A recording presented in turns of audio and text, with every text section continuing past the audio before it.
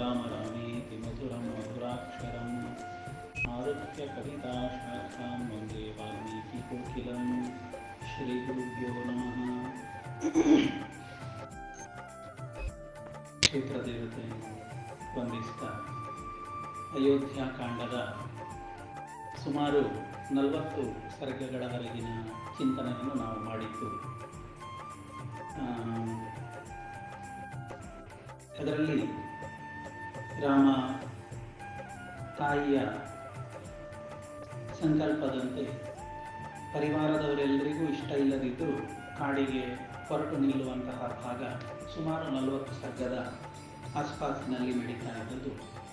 ಹೋದ ಬಾರಿ ಹೇಳಬೇಕಾದಂತಹ ಒಂದು ವಿಷಯ, ಅದು ಯಾವ ಪ್ರಕರಣದಲ್ಲಿ ಬಂದದ್ದು ಗೊತ್ತಿಲ್ಲ, ಅದನ್ನೊಂದು ಮತ್ತೆ ನೆನಪಾಯಿತು. ಈ ಕಾಡಿಗೆ ರಾಮ ಹೊರಟು ನಿಂತಾಗ ಏನಾಯಿತು, ದಶರಥ ಕ್ರೋಧಾಗಾರದಲ್ಲಿದ್ದಾನೆ ಕೈಕೇಯಿಯ ಜೊತೆಯಲ್ಲಿ. ಸುಮಂತ್ರನನ್ನು ಕಳುಹಿಸಿ ಅಲ್ಲಿಗೆ ರಾಮನನ್ನು ಬರಲಿಕ್ಕೆ ಹೇಳ್ತಾರೆ. ರಾಮನಿಗೆ ಈಗಾಗಲೇ ಪಟ್ಟಾಭಿಷೇಕ ಅನ್ನುವಂತಹ ವಿಷಯ ತಿಳಿದಿದೆ, ಅದಕ್ಕೋಸ್ಕರ ಸಿದ್ಧತೆಗಳನ್ನು ಮಾಡಿಕೊಂಡಾಗಿದೆ. ಈ ಕ್ರೋಧಾಗಾರ ಅನ್ನುವಂತಹ ಆ ಒಂದು ಪ್ರದೇಶದ ಒಳಗೆ ರಾಮ ಹೋಗುವಾಗ ಇಂದು ಮುಂದಿನ ಪೀಠಾಧಿಪತಿ, ರಾಜ್ಯದ ಅಧಿಪತಿ, ಅಲ್ಲಿಂದ ಹೊರಗೆ ಬರುವಾಗ ಏನೂ ಇಲ್ಲದೆ ಕಾಡಿಗೆ ಹೊರಟು ನಿಂತಹ ಸಾಮಾನ್ಯ ವ್ಯಕ್ತಿ. ಒಬ್ಬ ವ್ಯಕ್ತಿಯ ಬದುಕಿನಲ್ಲಿ ಒಂದು ಸಣ್ಣ ಕಾಲಘಟ್ಟದ ಹಾಗೆ ದೊಡ್ಡ ಒಂದು ಗಂಟೆಗಟ್ಟಲೆ ನಡೆದಂಥದ್ದಲ್ಲ, ಬಹುಶಃ 1-2 ಗಂಟೆಗಳಲ್ಲಿ ಮುಗಿದಿತ್ತು ಕಾಣುತ್ತದೆ. ಅಷ್ಟು ಹೊತ್ತಿನಲ್ಲಿ ಜೀವನದಲ್ಲಿ ಒಂದು ದೊಡ್ಡ ಬದಲಾವಣೆ. ಎಲ್ಲೋ ಸಿಂಹಾಸನದಲ್ಲಿ ಕೂತ್ಕೊಳ್ಬೇಕಾಗಿದ್ದವ ಎಲ್ಲವನ್ನು ಬಿಟ್ಟು ಕಾಡಿಗೆ ಹೊರಟು ನಿಂತ. ಈ ಪರಿಸ್ಥಿತಿಯಲ್ಲಿ ರಾಮ ಹೇಗಿದ್ದ, ಇದನ್ನು ವಾಲ್ಮೀಕಿಗಳು ತುಂಬ ಸುಂದರವಾಗಿ ವರ್ಣಿಸ್ತಾರೆ. ಆ ರಾಮನ ಗುಣಗಳು ಎಂಥದ್ದು ಅನ್ನೋದಕ್ಕೆ ನೆನಪಾಯಿತು, ಹೇಳಿಕೊಳ್ತಾ ಇದ್ದೇನೆ. ವಾಲ್ಮೀಕಿಗಳು ಹೇಳ್ತಾರೆ, ನವನಂ ಗಂತು ಕಾಮಸ್ಯ ತ್ಯಜತಶ್ಚ ವಸುಂಧರ ಸರ್ವಲೋಕಾತಿಗಸ್ಯೇವ ಲಕ್ಷ್ಯತೆ ಚಿತ್ತ ವಿಕ್ರಿಯ. ಮುಖದಲ್ಲಿ ಒಂದು ಸ್ವಲ್ಪವೂ ಭಾವ ವ್ಯತ್ಯಾಸ. ಹಾಗೆ ಒಳಗೆ ಹೋಗುವಾಗ ಹೇಗಿದ್ದ, ಆ ಯುವರಾಜನ ಮುಖಭಾವವನ್ನು ಹೊತ್ತು ನಿಂತದ್ದಂತಹ ಭಾವವೇ ಏನೂ ಇಲ್ಲದೆ ಕಾಡಿಗೆ ಹೊರಟು ನಿಂತಾಗಲೂ ರಾಮನಲ್ಲಿ ಇತ್ತು. ಇದು ಎಷ್ಟು ಒಳ್ಳೆ ಮಾತು ಅಂತಂದರೆ, ಕಾಳಿದಾಸ ಇದನ್ನು ಸ್ವೀಕಾರ ಮಾಡಿದ್ದಾರೆ. ರಘುವಂಶದಲ್ಲಾಗುವಾಗ ಕಾಳಿದಾಸ ಹೇಳ್ತಾರೆ, ದಧಾನೋ ಮಂಗಲ ಕ್ಷೌಮೆ ವಸಾನಸ್ಯ ಚ ವಲ್ಕಲೆ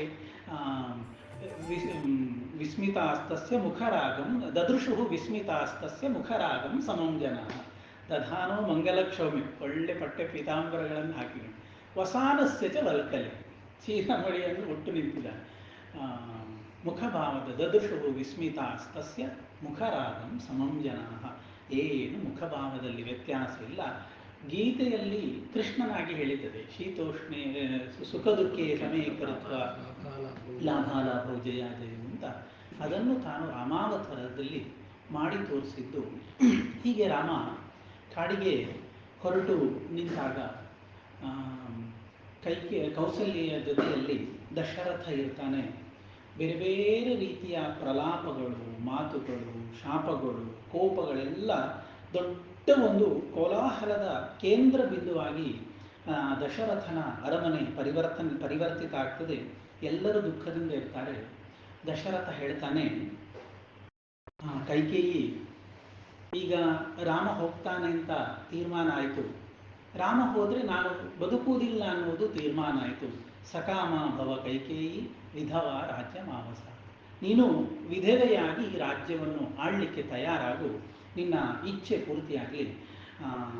ರಾಮನನ್ನು ನೋಡದೆ, ರಾಮ ಇಲ್ಲದೆ ಬದುಕುವಂಥದ್ದು ನನ್ನಿಂದ ಸಾಧ್ಯ ಇಲ್ಲ ಅಂತ ಹೇಳಿ ತುಂಬ ಅಳ್ತಾನೆ. ಹತ್ತು ಏನಾಗ್ತದೆ ಅಂತಂದರೆ ಕಣ್ಣು ಹೋಗ್ತದೆ. ಇದು ಈ ಪ್ರಕರಣದಲ್ಲಿ ಒಮ್ಮೆ ಹೇಳ್ತಾರೆ, ಸುಮಾರು 40-41ನೇ ಸರ್ಗದಲ್ಲಾಗುವಾಗ ದಶರಥ ಹೇಳ್ತಾನೆ, ನನಗೆ ಕಣ್ಣು ಕಾಣಿಸ್ತಾ ಇಲ್ಲ ಅಂತ. ಮುಂದೆ ಇನ್ನೊಂದು ಕೊನೆ ಅವನ ಅಂತ್ಯಕಾಲಕ್ಕಾಗುವಾಗ ಮತ್ತೆ ಪುನಃ ಹೇಳ್ತಾನೆ, ಕೌಸಲ್ಯ ನನಗೆ ಕಣ್ಣು ಕಾಣ್ತಾ ಇಲ್ಲ, ನನ್ನನ್ನು ಮುಟ್ಟು ನಿನ್ನ ಸ್ಪರ್ಶದಿಂದ ನಾನು ತಿಳ್ಕೊಳ್ತೇನೆ ಅಂತ ಕಣ್ಣು ಕಾಣು. ಬಹುಶಃ ಈ ಪ್ರಕರಣದಲ್ಲಿಯೂ ಬಂದದ್ದು, ಮುಂದಿನ ಪ್ರಕರಣದಲ್ಲಿಯೂ ಬಂದದ್ದು ನೋಡಿದಾಗ ದಶರಥನ ಕಣ್ಣು, ಅವನ ವೃದ್ಧಾಪ್ಯವೂ ಕಾರಣ. ರಾಮ ಹೋದ, ರಾಮಮ್ಮೇನು ಗತಾ ದೃಷ್ಟಿ ಅದ್ಯಾಪಿನ ನಿವರ್ತತೆ ಕೌಸಲ್ಯೇ ಸಾಧು ಮಾಂ ಪಾಣಿನಾ ಸ್ಪೃಶ, ನನ್ನನ್ನು ಕೈಯಿಂದ ಬಿಟ್ಟು ಕಣ್ಣಿನಿಂದ ನೋಡಲಿಕ್ಕೆ ನನಗೆ ಆಗ್ತಾ ಇಲ್ಲ, ನೀನು ಎಲ್ಲಿದ್ದಿ ಅಂತ. ಶುಗರ್ ಹೈ ಆಯಿತು. ಅದು ಒಂದು ಕಾರಣ. ಅಂತೂ ಇಂತಹ ಪರಿಸ್ಥಿತಿಯಲ್ಲಿ ದಶರಥ ತುಂಬ ದುಃಖದಿಂದ ಕಷ್ಟಪಡ್ತಾ ಇರುವಾಗ ರಾಮ ಲಕ್ಷ್ಮಣ ಸೀತೆಯರು ಕಾಡಿಗೆ ಹೊರಟು ನಿಲ್ತಾರೆ. ಕಾಡಿಗೆ ಹೊರಟು ನಿಂತು ದಾರಿಯಲ್ಲಿ ಹೋಗುವಾಗ ಎಲ್ಲ ಜನಗಳ ಅಳು ರೋದನ ಇದೆಲ್ಲ ನಡೀತಾ ಇರ್ತದೆ. ಅದು ತುಂಬ ದೊಡ್ಡದಾದಂತಹ ಪ್ರಕರಣ. ಒಬ್ಬ ಕವಿ ಹೇಳ್ತಾನೆ, ಮಾತುರಾಜ್ಞಾಂ ವಹನ್ಮೂರ್ಧ್ನ ಮಾಲಾಮಿವ ಮಹಾಯಶಾಹ ವನಾಯ ರಾಮೋ ವೌರಾಜ ಜಗತಾಂ ಅವನಾಯ ಚ. ವನಾಯ ಅವನಾಯ ವನಾಯ ರಾಮೋ ವೌರಾಜ ಜಗತಾಂ ಅವನಾಯ ಚ ಅಂತ ಕಾಡಿಗೆ ಹೊರಟು ನಿಂತ ಅಂತ ಕವಿ ಒಬ್ಬ ಹೇಳ್ತಾನೆ. ತುಂಬ ಅದು ಪ್ರಕರಣಗಳು ತುಂಬ ಉದ್ದುಂಟು. ಒಬ್ಬೊಬ್ಬರು ಕೈಕೇಯಿಗೆ ಶಾಪ ಕೊಡೋದು, ಪರಸ್ಪರ ಬೈದುಕೊಳ್ಳೋದು, ನಾವಿನ್ನೆಲ್ಲ ಬಿಟ್ಟು ಹೋಗ್ತೇವೆ ಅಂತ ಹೇಳುವಂಥದ್ದೆಲ್ಲ ನಡೀತದೆ. ಆಗಿನ ಕಾಲದಲ್ಲಿ ಬ್ರಾಹ್ಮಣರಿದ್ದು ನಿತ್ಯ ಅಗ್ನಿಹೋತ್ರಾದಿ ಉಪಾಸನೆಗಳನ್ನು ಮಾಡ್ತಾ ಇದ್ದು ತಮ್ಮ ಪರಿಚರ್ಯೆಯನ್ನು ನಡೆಸ್ತಾ ಇದ್ದಂತಹ ಒಂದು ದೊಡ್ಡ ಬ್ರಾಹ್ಮಣ ಸಮೂಹ ಆ ಕಾಲದಲ್ಲಿದ್ದು, ಅವರೆಲ್ಲರೂ ಕೂಡ ರಾಮ ಕಾಡಿಗೆ ಹೆಜ್ಜೆ ಹಾಕುವಾಗ ಅವನ ಜೊತೆಗೆ ಹೆಜ್ಜೆ ಹಾಕಿದ್ರಂತೆ. ರಾಮನ ಹತ್ರ ಹೇಳಿ ಹೇಳಿ ಸಾಕಾಯಿತು. ಈ ಪುಣ್ಯಾತ್ಮ ಏನು ಹೇಳಿದ್ರು ಕೇಳುವವನಲ್ಲ. ಕೊನೆಗೆ ಸುಮಂತ್ರ ಯಾವ ಕುದುರೆಯನ್ನು ಕರ್ಕೊಂಡು ಹೋಗ್ತಾ ಇದ್ದಾರೆ ಆ ಕುದುರೆಗಳಿಗೆ ಹೇಳಲಿಕ್ಕೆ ಶುರು ಮಾಡಿದ್ರಂತೆ. ಕುದುರೆಗಳೇ, ನೀವು ರಾಮನನ್ನು ಕರ್ಕೊಂಡು ಹೋಗ್ತಿರಲ್ಲ, ಕರ್ಕೊಂಡು ಹೋಗೋದು ಬೇಡ, ಹಿಂದಿರುಗಿ ಬನ್ನಿ.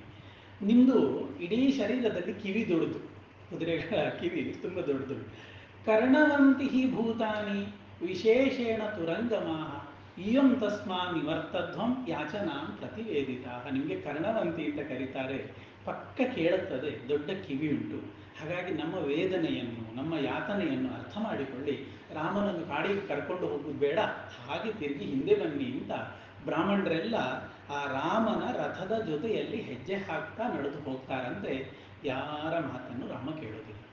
ಸ್ವಲ್ಪ ದೂರ ಹೋಯಿತು, ಇವರು ಯಾರು ನಿಲ್ಲುವ ಲಕ್ಷಣ ಇಲ್ಲ. ನೋಡಿದರೆ ಎಲ್ಲ ಬ್ರಾಹ್ಮಣರು ತನ್ನ ವಯಸ್ಸಾದವರು, ವೃದ್ಧರು, ನಡಿಲಿಕ್ಕಾಗದವರೆಲ್ಲ ನಡ್ಕೊಂಡು ಬರ್ತಾ ಇದ್ದಾರೆ. ಇದನ್ನು ನೋಡಿದ ರಾಮನಿಗೆ ಖೇದ ಆಯ್ತಂತೆ. ಅಂತಹ ವಯಸ್ಸಾದವರು ನನ್ನ ಹಿಂದೆ ನಡ್ಕೊಂಡು ಬರೋದು, ನಾನು ರಥದಲ್ಲಿ ಹೋಗೋದು ಸರಿಯಲ್ಲ ಅಂತ ಹೇಳಿ ರಾಮ ರಥದಿಂದ ಇಳಿದು ಅವರ ಜೊತೆಗೆ ನಡ್ಕೊಂಡು ಹೋಗ್ಲಿಕ್ಕೆ ಶುರು ಮಾಡಿದ್ರು.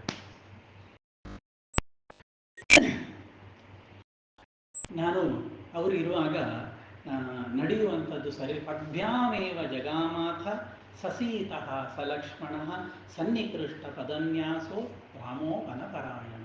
ಹಾಗೆ ನಿಧಾನಕ್ಕೆ ಹೆಜ್ಜೆ ಇಟ್ಟು ಅವರ ಜೊತೆಯಲ್ಲಿ ಕಾಡಿಗೆ ರಾಮ ನಡೀಲಿಕ್ಕೆ ಶುರು ಮಾಡಿದ ಅಂತ ಅದೆಲ್ಲ ಒಂದು ದೊಡ್ಡ ಪ್ರಕರಣದಲ್ಲಿ ಆ ಭಾಗವನ್ನು ವಿವರಿಸ್ತಾರೆ.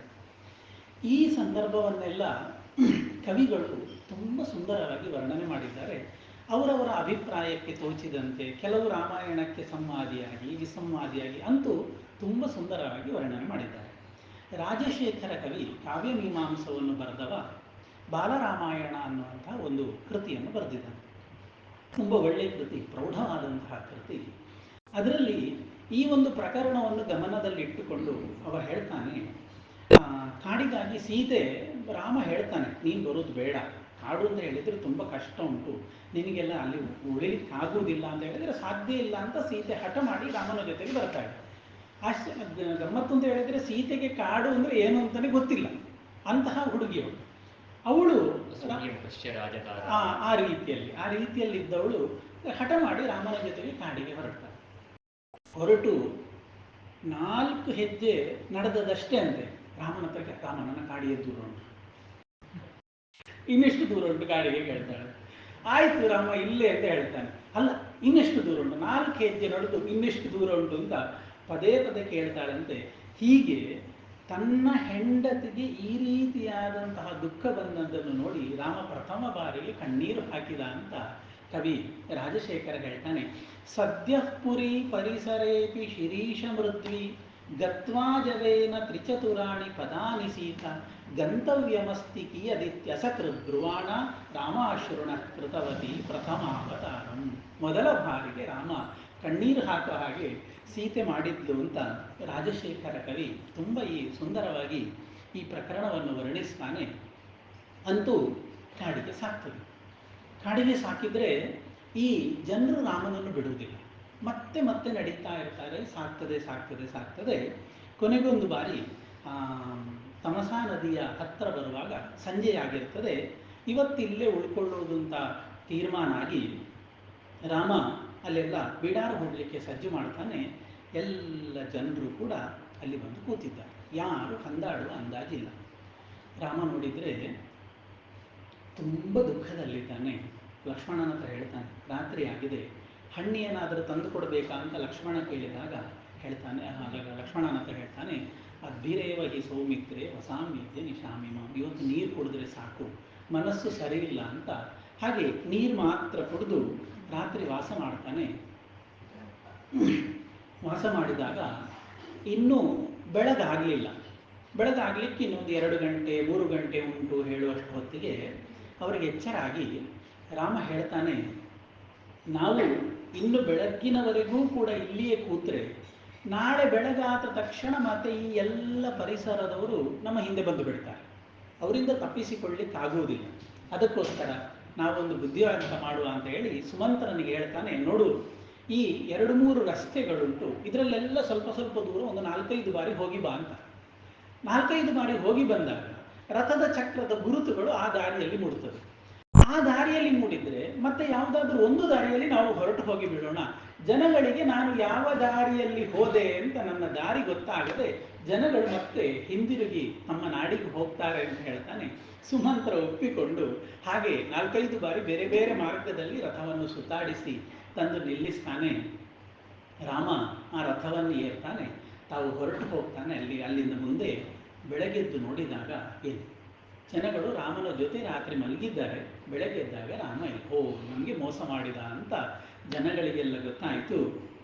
ಹೇಳ್ತಾರೆ, ನಾವೆಲ್ಲ ಅವನಿಗೋಸ್ಕರ ಬದುಕಿದ್ದದ್ದು, ಇನ್ನು ಅವ ಹೋದ ನಂತರದಲ್ಲಿ ನಮ್ಮ ಬದುಕಿಗೆ ಏನು ಅರ್ಥ ಉಂಟು? ಇಹೈವ ನಿಧನಂ ಯಾಮ, ನಾವಿಲ್ಲೇ ಸತ್ತು ಬಿಡೋಣ, ಇನ್ನು ಊರಿಗೆ ಹೋಗೋದು ಬೇಡ. ರಾಮ ಇಲ್ಲದ ಅಯೋಧ್ಯೆಗೆ ಹೋಗಿ ಏನು ಪ್ರಯೋಜನ? ಇಹೈವ ನಿಧನಂ ಯಾಮ. ಇಲ್ಲ, ಒಂದು ಕೆಲಸ ಮಾಡು, ರಾಮ ಹೇಗೂ ಯಾತ್ರೆಗೆ ಹೋದದಲ್ಲ, ನಾವು ಸಹ ಮಹಾಪ್ರಸ್ಥಾನಕ್ಕೆ ಹೊರಟು ಬಿಡೋಣ, ಇನ್ನು ಹಿಂತಿರುಗಿ ಬಾರದಂತೆ ಉತ್ತರಕ್ಕೆ ಸಂಚಾರ ಮಾಡೋದು. ಹೇಗೆ ಮಹಾಭಾರತದಲ್ಲಿ ಬರ್ತದೆ, ಇಹೈವ ನಿಧನಂ ಯಾಮೋ ಮಹಾಪ್ರಸ್ಥಾನಮೇವ ರಾಮೇಣ ರಹಿತಾನಾಂಚ ಜೀವಿತೈ ಕಿಂ ಪ್ರಯೋಜನಂ. ರಾಮ ಇಲ್ಲದೆ ನಮ್ಮ ಬದುಕಿಗೆ ಯಾವ ಅರ್ಥವೂ ಇಲ್ಲ, ಯಾವ ಪ್ರಯೋಜನವೂ ಇಲ್ಲ. ಅಂತಹ ನಿರರ್ಥಕವಾದಂತಹ ಬದುಕನ್ನು ಬದುಕುವುದು ಯಾವುದೇ ರೀತಿಯಲ್ಲಿ ಇನ್ನು ನಮಗೆ ಅಗತ್ಯ ಇಲ್ಲ ಅಂತ ಹೇಳ್ತಾರೆ. ಅದರ ಜೊತೆಯಲ್ಲಿ ಹೇಳ್ತಾರೆ, ಒಂದು ವೇಳೆ ನಾವು ಹಿಂದಿರುಗಿ ಹೋದರೆ ಈಗ ಇನ್ನು ಎಲ್ಲ ರಾಜ್ಯಾಧಿಕಾರ ಬರುವಂಥದ್ದು ಕೈಕೇಯಿ.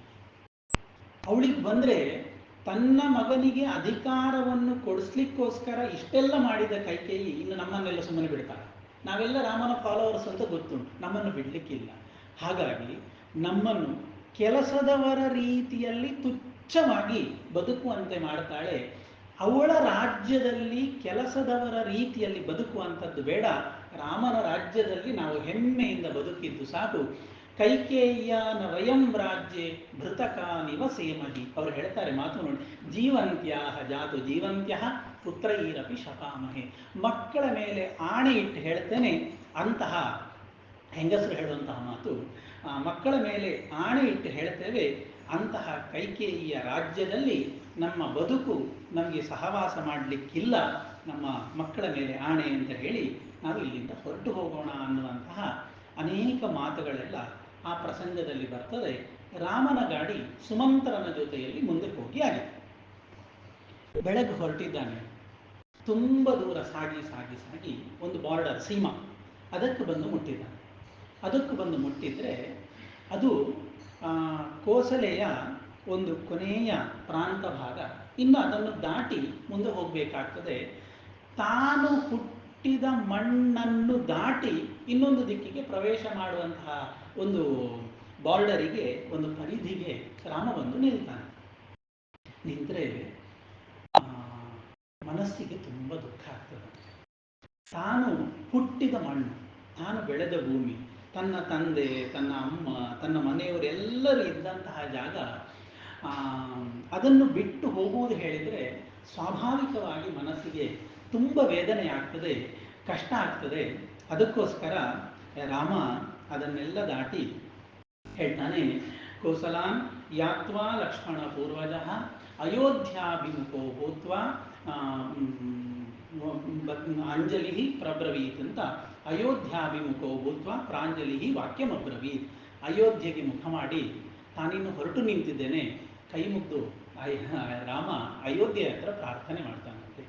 ಆಪೃಚ್ಛೇ ತ್ವಾಂ ಪುರಿಶ್ರೇಷ್ಠೆ ಕಾಕುತ್ಸ್ಥ ಪರಿಪಾಲಿತೆ ದೈವತಾನಿ ಚ ಯಾನಿ ತ್ವಾಂ ಪಾಲಯಂತ್ಯಾವ ಸಂತಿ ಚ. ಅಯೋಧ್ಯಾದೇವಿಯೇ ಅನುಗ್ರಹ ಮಾಡು, ನಿನ್ನನ್ನು ಪ್ರಾರ್ಥಿಸಿಕೊಳ್ತಾ ಇದ್ದೇನೆ. ಎಷ್ಟೆಲ್ಲ ದೇವತೆಗಳೆಲ್ಲ ನಿನ್ನ ಜಾಗದಲ್ಲಿ ವಾಸ ಮಾಡ್ತಾ ಇದ್ದಾರೆ, ತುಂಬ ದೇವತೆಗಳು ನಿನ್ನನ್ನೆಲ್ಲ ರಕ್ಷಣೆ ಮಾಡ್ತಾ ಇದ್ದಾರೆ. ನಮ್ಮನ್ನೆಲ್ಲ ಇಷ್ಟು ಸಮಯ ನಿಂತು ತಾಳ್ಮೆಯಿಂದ ರಕ್ಷಿಸಿದವಳು ನೀವು. ಹಾಗಾಗಿ ನಿನ್ನನ್ನು ನಾನು ಪ್ರಾರ್ಥನೆ ಮಾಡ್ತಾ ಇದ್ದೇನೆ. ಆಪೃಚ್ಛೇ ತ್ವಾಂ ಪುರಿಶ್ರೇಷ್ಠೆ ಕಾಕುತ್ಸ್ಥ ಪರಿಪಾಲಿತೆ ದೈವತಾನಿ ಚ ಯಾನಿ ತ್ವಾಂ ಪಾಲಯಂತ್ಯಾವ ಸಂತಿ ಚ. ಏನು ಪ್ರಾರ್ಥನೆ ಮಾಡಬೇಕು? ನಾನು ಕಾಡಿಗೆ ಹೋಗ್ತಾ ಇದ್ರೂ ಕೂಡ ಅನೃಣೋ ಜಗತೀಪತೆ ಪುನರ್ದ್ರಕ್ಷ್ಯಾಮಿ ಮಾತ್ರ ಚ ಪಿತ್ರ ಚ ಸಹ ಸಂಗತಃ. ಹೀಗೆ ಕಾಡಿಗೆ ಹೋಗ್ತಾ ಇರೋದು ಮಾತ್ರ, ಇನ್ನು ಬರುವುದಿಲ್ಲ ಅಂತಲ್ಲ, ಕಾಲ ಕಳೆದು ಮತ್ತೆ 14 ವರ್ಷದ ವನವಾಸವನ್ನು ಮುಗಿಸ್ತೇನೆ. ಅನೃಣೋ ಜಗತೀಪತೆ. ನನ್ನ ಅಪ್ಪ ಈಗ ಋಣದಲ್ಲಿದ್ದಾನೆ, ಮಾತು ಕೊಟ್ಟ ಋಣದ ಬಾಧ್ಯತೆ ಅಪ್ಪನನ್ನು ಕಾಡ್ತಾ ಉಂಟು. ಆ ಋಣಮುಕ್ತನನ್ನಾಗಿ ಅಪ್ಪನನ್ನು ಮಾಡಿ ಅನೃಣೋ ಜಗತೀಪತೆ ಪುನಃ ಪಶ್ಯಾಮಿ ಮಾತ್ರಾಚ ಪಿತ್ರಾಚ ಸಹ ಸಂಗತಃ.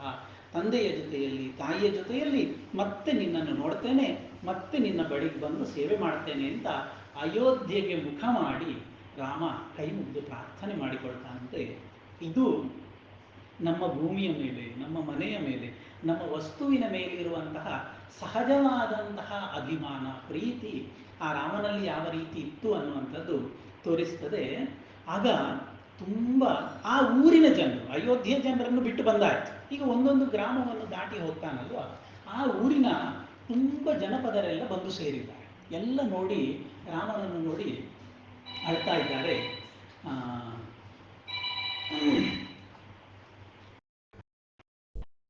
ರಾಮನನ್ನು ನೋಡಿ ಅವರೆಲ್ಲ ಅಳ್ತಾ ಇದ್ದಾರೆ. ಅವರ ಹತ್ರ ಎಲ್ಲ ರಾಮ ಈ ಅಯೋಧ್ಯೆಗೆ ನಮಸ್ಕಾರ ಮಾಡಿ ಅವರ ಹತ್ರ ತಿರುಗಿ ಹೇಳ್ತಾನೆ, ನೋಡಿ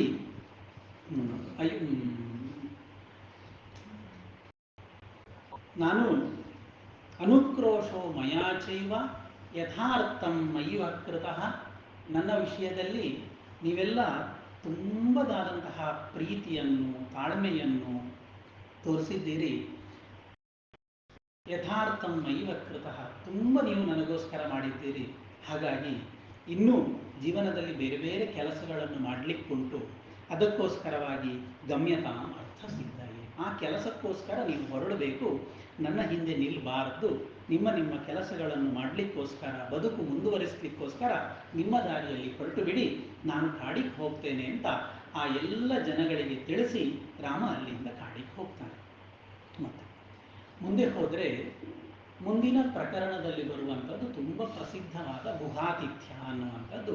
ಗುಹನಲ್ಲಿಗೆ ರಾಮ ಹೋಗುವಂಥದ್ದು. ಈ ಎಲ್ಲ ಪ್ರಕರಣಗಳಲ್ಲಿ ರಾಮನಲ್ಲಿ ಕಾಣುವಂತಹ ಒಂದು ಅದ್ಭುತವಾದಂತಹ ಗುಣ ಅಂತಂದರೆ, ಆ ಸಂದರ್ಭದಲ್ಲಿ ಮಾಡಬೇಕಾದ ಯಾವ ಕೆಲಸಗಳನ್ನು ರಾಮ ನಿಲ್ಲಿಸುವುದಿಲ್ಲ. ಸಂಧ್ಯಾಕಾಲದಲ್ಲಿ ಹೋದ ಅಂತಂದರೆ ಸಂಧ್ಯಾ ವಂದನೆ ಆಗಿದೆ. ಎಲ್ಲೋ ಮಾತಾಡ್ತಾ ಇರುವಾಗ ಅಳು ಬಂತು ಅಂತಂದರೆ ಆ ಕಣ್ಣೀರನ್ನು ಒರೆಸಿಕೊಂಡು ಆಚಮನೆಯನ್ನು ಮಾಡಬೇಕು. ಹೀಗೆ ಯಾವ ಸಂದರ್ಭದಲ್ಲಿ ಯಾವ ಕೆಲಸಗಳನ್ನು ಮಾಡಬೇಕು, ಅದು ಯಾವ ಒತ್ತಡದಲ್ಲಿ ಯಾವ ಚಿಂತೆಯಲ್ಲಿದ್ದರೂ ತನ್ನ ಕರ್ತವ್ಯದಿಂದ ರಾಮ ಚ್ಯುತಿಯಾದಂಥದ್ದನ್ನು ವಾಲ್ಮೀಕಿಗಳು ಬರೆಯುವುದೇ ಇಲ್ಲ. ಅಷ್ಟು ಸುಂದರವಾಗಿ ನಿಷ್ಕೃಷ್ಟವಾಗಿ ರಾಮ ಅದನ್ನು ಪಾಲಿಸ್ತಾನೆ. ಹಾಗೆ ಪಾಲಿಸ್ತಾ ದಾರಿಯಲ್ಲಿ ಹೋಗುವಾಗ ಗುಹನಲ್ಲಿ ಬರ್ತಾನೆ. ಗುಹ ಬಂದರೆ ಒಂದು ದೊಡ್ಡ ಬೇಡ ಜನಾಂಗದ, ಬೇಡ ಸಮೂಹದ ಅಧಿಪತಿ. ಅವನತ್ರ ಒಂದಿಷ್ಟು ಸೈನ್ಯ, ಒಂದಿಷ್ಟು ವ್ಯವಸ್ಥೆಗಳು, ಆಳ್ವಿಕೆಗಳೆಲ್ಲ ಗುಹನ ಕೈಯಲ್ಲಿದ್ದಂತಹ ಸಮಯ ಅದು. ರಾಮನನ್ನು ನೋಡಿ ತತ್ರ ರಾಜ ಗುಹೋ ನಾಮ ರಾಮಸ್ಯ ಆತ್ಮಸಮಸ್ಸಖ ನಿಷಾದ ಜಾತ್ಯೋ ಬಲವಾನ್ ಸ್ಥಪತಿಶ್ಚೇತಿ ವಿಶ್ರುತಃ. ರಾಮನಿಗೆ ತುಂಬ ಪ್ರೀತಿಯ ಗೆಳೆಯ. ರಾಮಸ್ಯ ಆತ್ಮಸಮಸ್ಸಖ ಅಂತಾರೆ ವಾಲ್ಮೀಕಿಗಳು. ನನ್ನ ಪ್ರಾಣದಂತಹ ಗೆಳೆಯ ಗುಹನಲ್ಲಿಗೆ ಬರ್ತಾನೆ. ಗುಹನಿಗೆ ತುಂಬ ಸಂತೋಷ. ಕಾಡಿನಲ್ಲಿ ನಡೆಯುವಾಗ ಕಲ್ಲು ಮುಳ್ಳುಗಳು ಚುಚ್ಚಿದೆ ಅಂತ ಕಾಲಿಗೆ ಏನೋ ಒಂದು ಪಾದರಕ್ಷೆಯನ್ನು ಹಾಕ್ಕೊಂಡಿರ್ತಾನೆ. ಪಾದರಕ್ಷೆಯನ್ನು ತೆಗೆದಿಟ್ಟು ಅತಿಥಿಯನ್ನು ಸ್ವಾಗತ ಮಾಡಲಿಕ್ಕೆ ಗುಹ ಹೋಗ್ತಾನಂತೆ. ಅಂದರೆ ಆ ಸಂಸ್ಕಾರಗಳು ಎಷ್ಟು ದೊಡ್ಡದು. ಆ ಕಾಲದಲ್ಲಿ ಬೇಡ ಜನಾಂಗದಲ್ಲಿ ಇದ್ದದ್ದು. ಈಗ ನಾವು ಹಾಗೆ ಯಾರಾದರೂ ದೊಡ್ಡವರು ಬಂದರೆ ಪಂಚೆ ಮೇಲೆ ಕಟ್ಟಿದರೆ ಅದನ್ನು ಕೆಳಗಿಟ್ಟು ನಾವು ಅವರನ್ನು ಸ್ವಾಗತ ಮಾಡಲಿಕ್ಕೆ ಹೋಗ್ತೇವೆ. ಹಾಗೆ ಆ ಕಾಲದಲ್ಲಿ ರಾಮ ಬಂದ ಅಂತಂದಾಗ ತಾನು ಹಾಕಿಕೊಂಡಿದ್ದಂತಹ ಪಾದರಕ್ಷೆಯನ್ನೂ ಬದಿಗಿಟ್ಟು ರಾಮನನ್ನು ಸ್ವಾಗತ ಮಾಡಲಿಕ್ಕೆ ಹೋಗ್ತಾನೆ. ಹೇಳ್ತಾನೆ ರಾಮ, ಈ ಕಾಡು ಬೇರೆ ಅಲ್ಲ, ನಿನ್ನ ಅಯೋಧ್ಯೆ ಬೇರೆ ಅಲ್ಲ. ಯಥಾಯೋಧ್ಯ ತಥೇಯಂತೆ ರಾಮ ಕಿಂಕರವಾಣಿತೆ. ನಿನಗೇನಾಗಬೇಕು ಹೇಳು. ಅಯೋಧ್ಯೆಯಲ್ಲಿ ಇಲ್ಲ ಇರುವಂಥದ್ದು ಇಲ್ಲಿ ಇಲ್ಲ, ಹಾಗಾಗಬಾರ್ದು. ಅಯೋಧ್ಯೆಯಲ್ಲಿ ಇರುವಂಥದ್ದು ಏನೆಲ್ಲ ಉಂಟು ಅದೆಲ್ಲವನ್ನು ನಾನಿಲ್ಲಿ ನಿಂಗೆ ಕೊಡ್ಲಿಕ್ಕೆ ಮಾಡ್ತೇನೆ. ಎಷ್ಟು ದೊಡ್ಡ ಭಾಗ್ಯ. ಇಂತಹ ಒಬ್ಬ ಅಪೂರ್ವವಾದಂತಹ ಅತಿಥಿ ನನ್ನ ಮನೆಗೆ ಬರ್ತಾ ಇದ್ದಾನೆ ಅಂತಂದರೆ ಅದಕ್ಕಿಂತ ದೊಡ್ಡ ಭಾಗ್ಯ ಏನು? ಈದೃಶಂ ಹಿ ಮಹಾಬಾಹು ಕಃ ಪ್ರಾಪ್ಸ್ಯತಿ ಅತಿಥಿ ಶುಭಂ.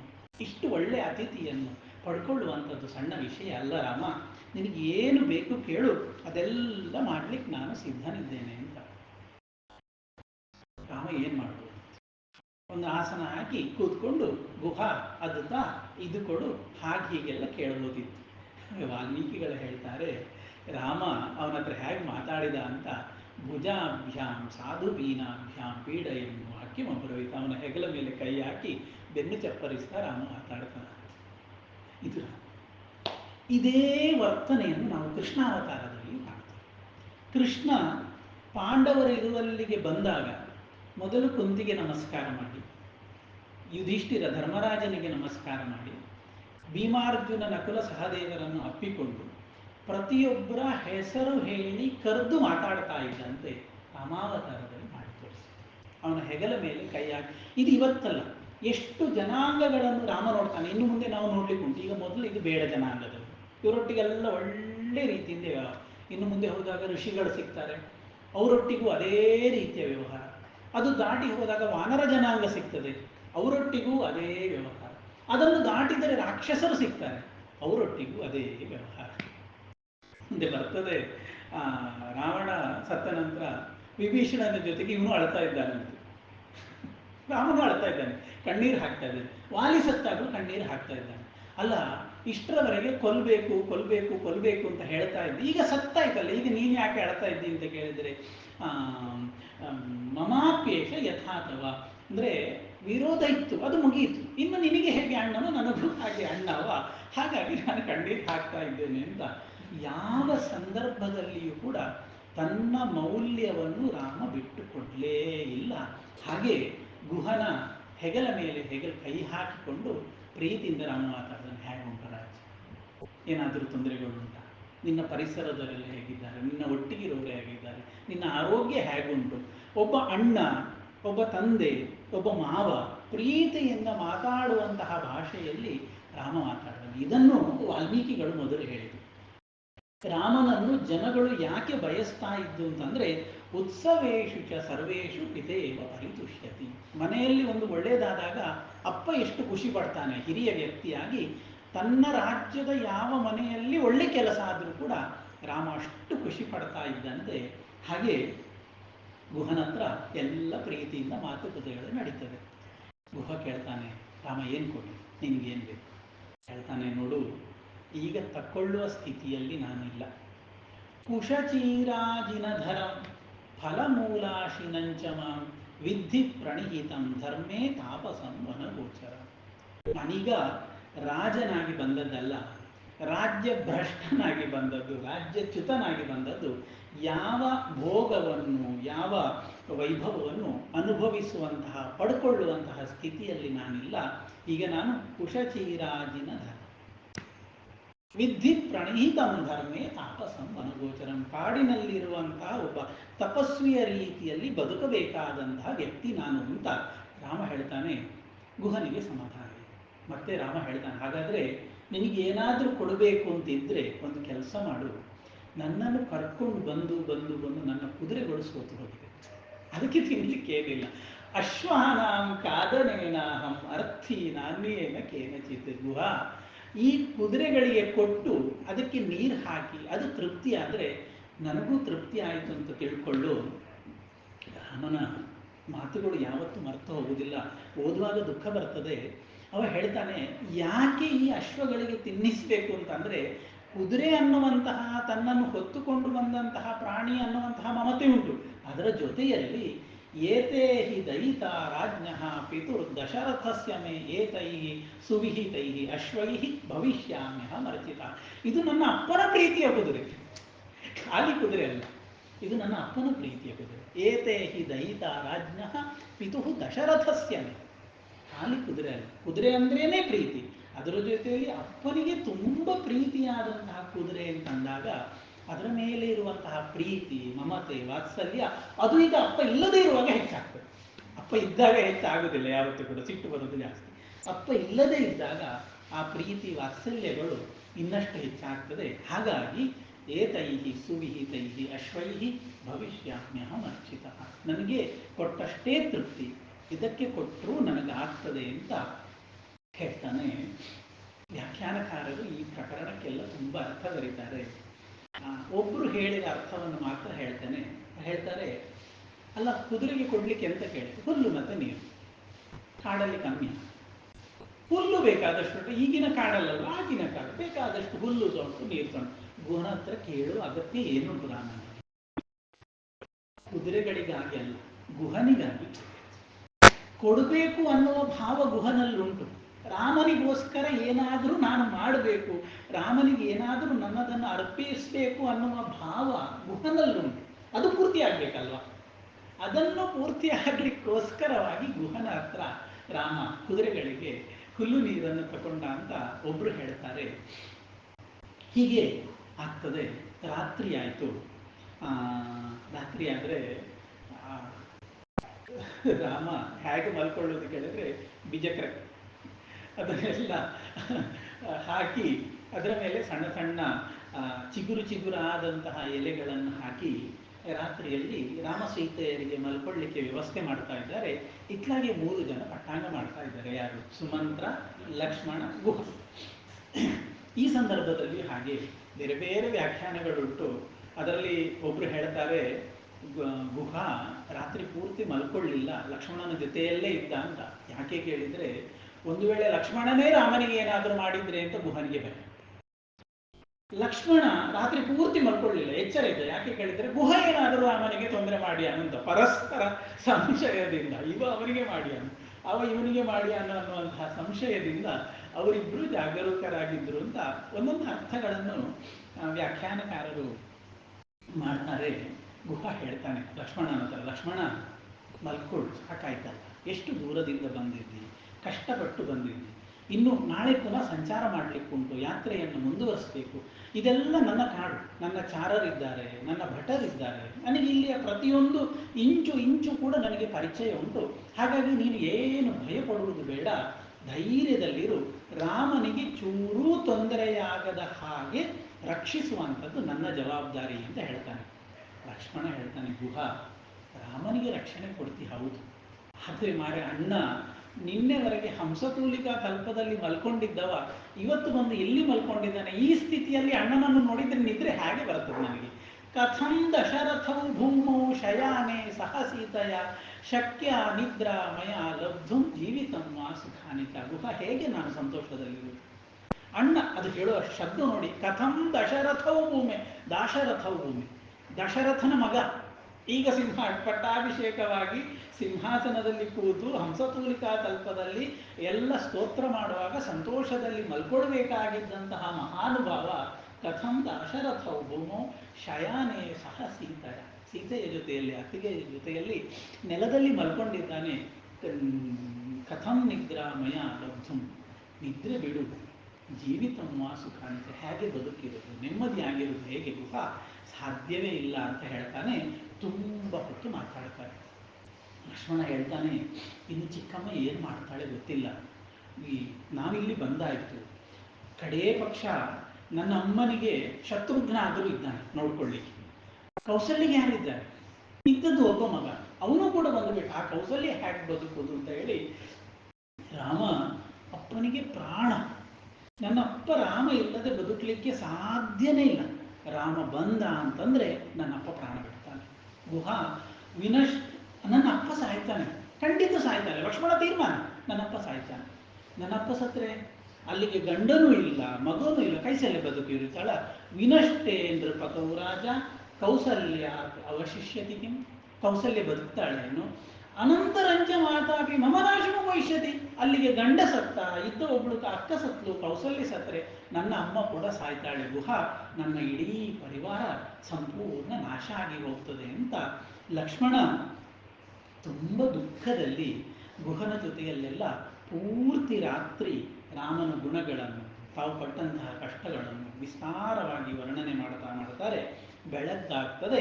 ಬೆಳಗ್ಗಾದರೆ ಮತ್ತೆ ಸಂಧ್ಯಾವಂದನೆಗಳನ್ನು ಮಾಡ್ತಾನೆ, ಸ್ನಾನಾದಿಗಳನ್ನು ಮಾಡಿ ಮತ್ತೆ ಮುಂದೆ ಹೋಗ್ತಾರೆ.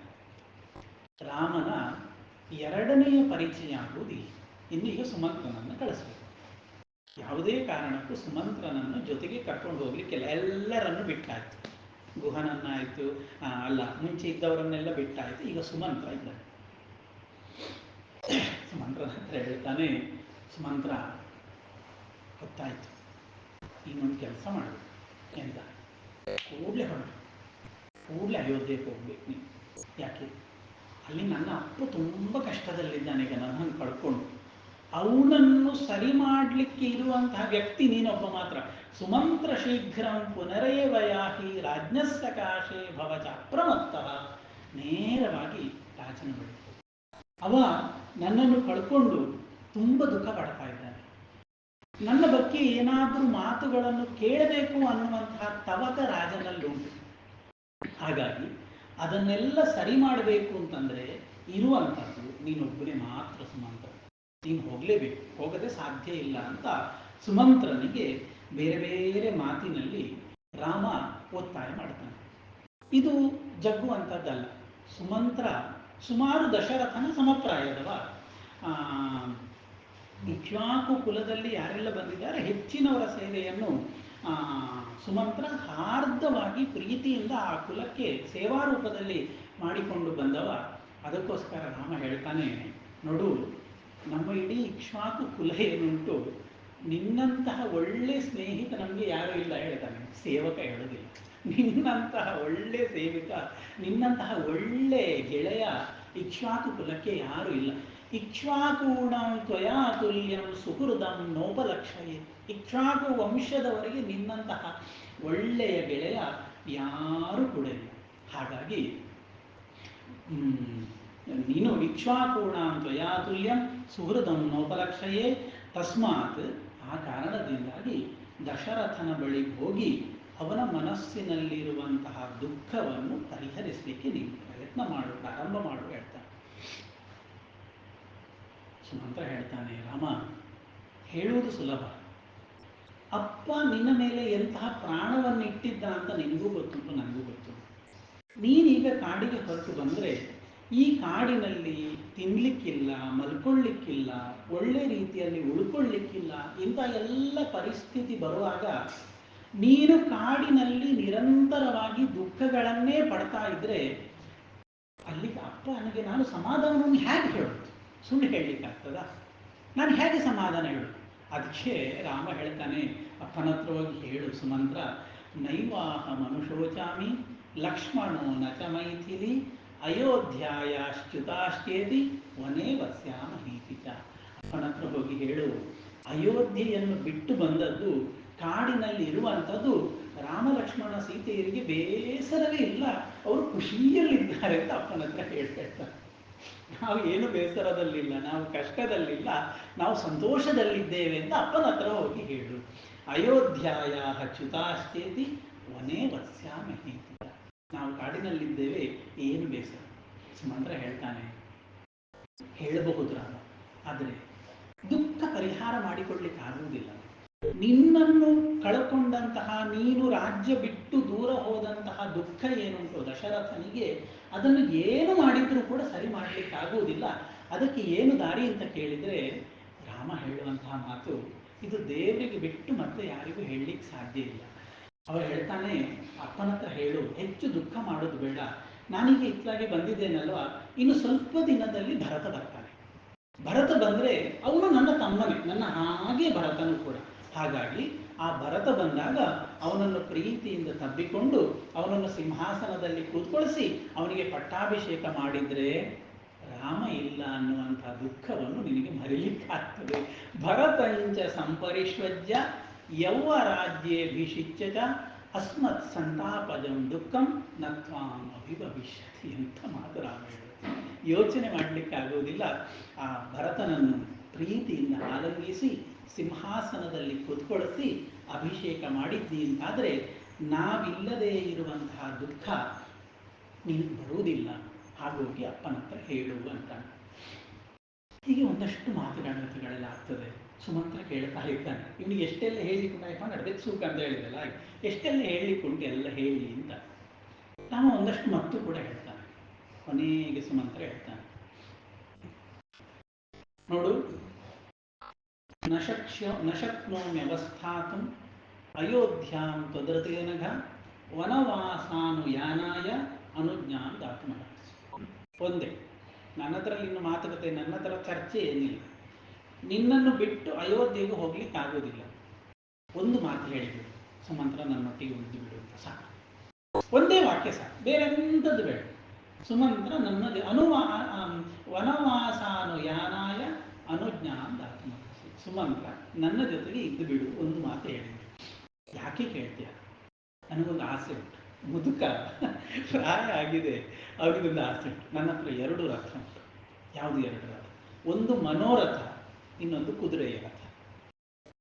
ಮನೋರಥದಲ್ಲಿ ಇರುವಂಥದ್ದು ಒಂದು ವಿಚಾರ, ಕುದುರೆಯ ರಥದಲ್ಲಿ ಒಂದು ವಿಚಾರ. ಸುಮಂತ್ರ ಎಷ್ಟು ಚಂದ ಮಾತಾಡ್ತಾನೆ ನೋಡಿ. ವನವಾಸೆ ಕ್ಷಯಂ ಪ್ರಾಪ್ತೆ ಮಮೈಷ ಹಿ ಮನೋರಥ ಯದನೇನ ರಥೇನೈವ ತ್ವಾಂ ವಹೇಯಂ ಪುರೀಂ ಪುನಃ.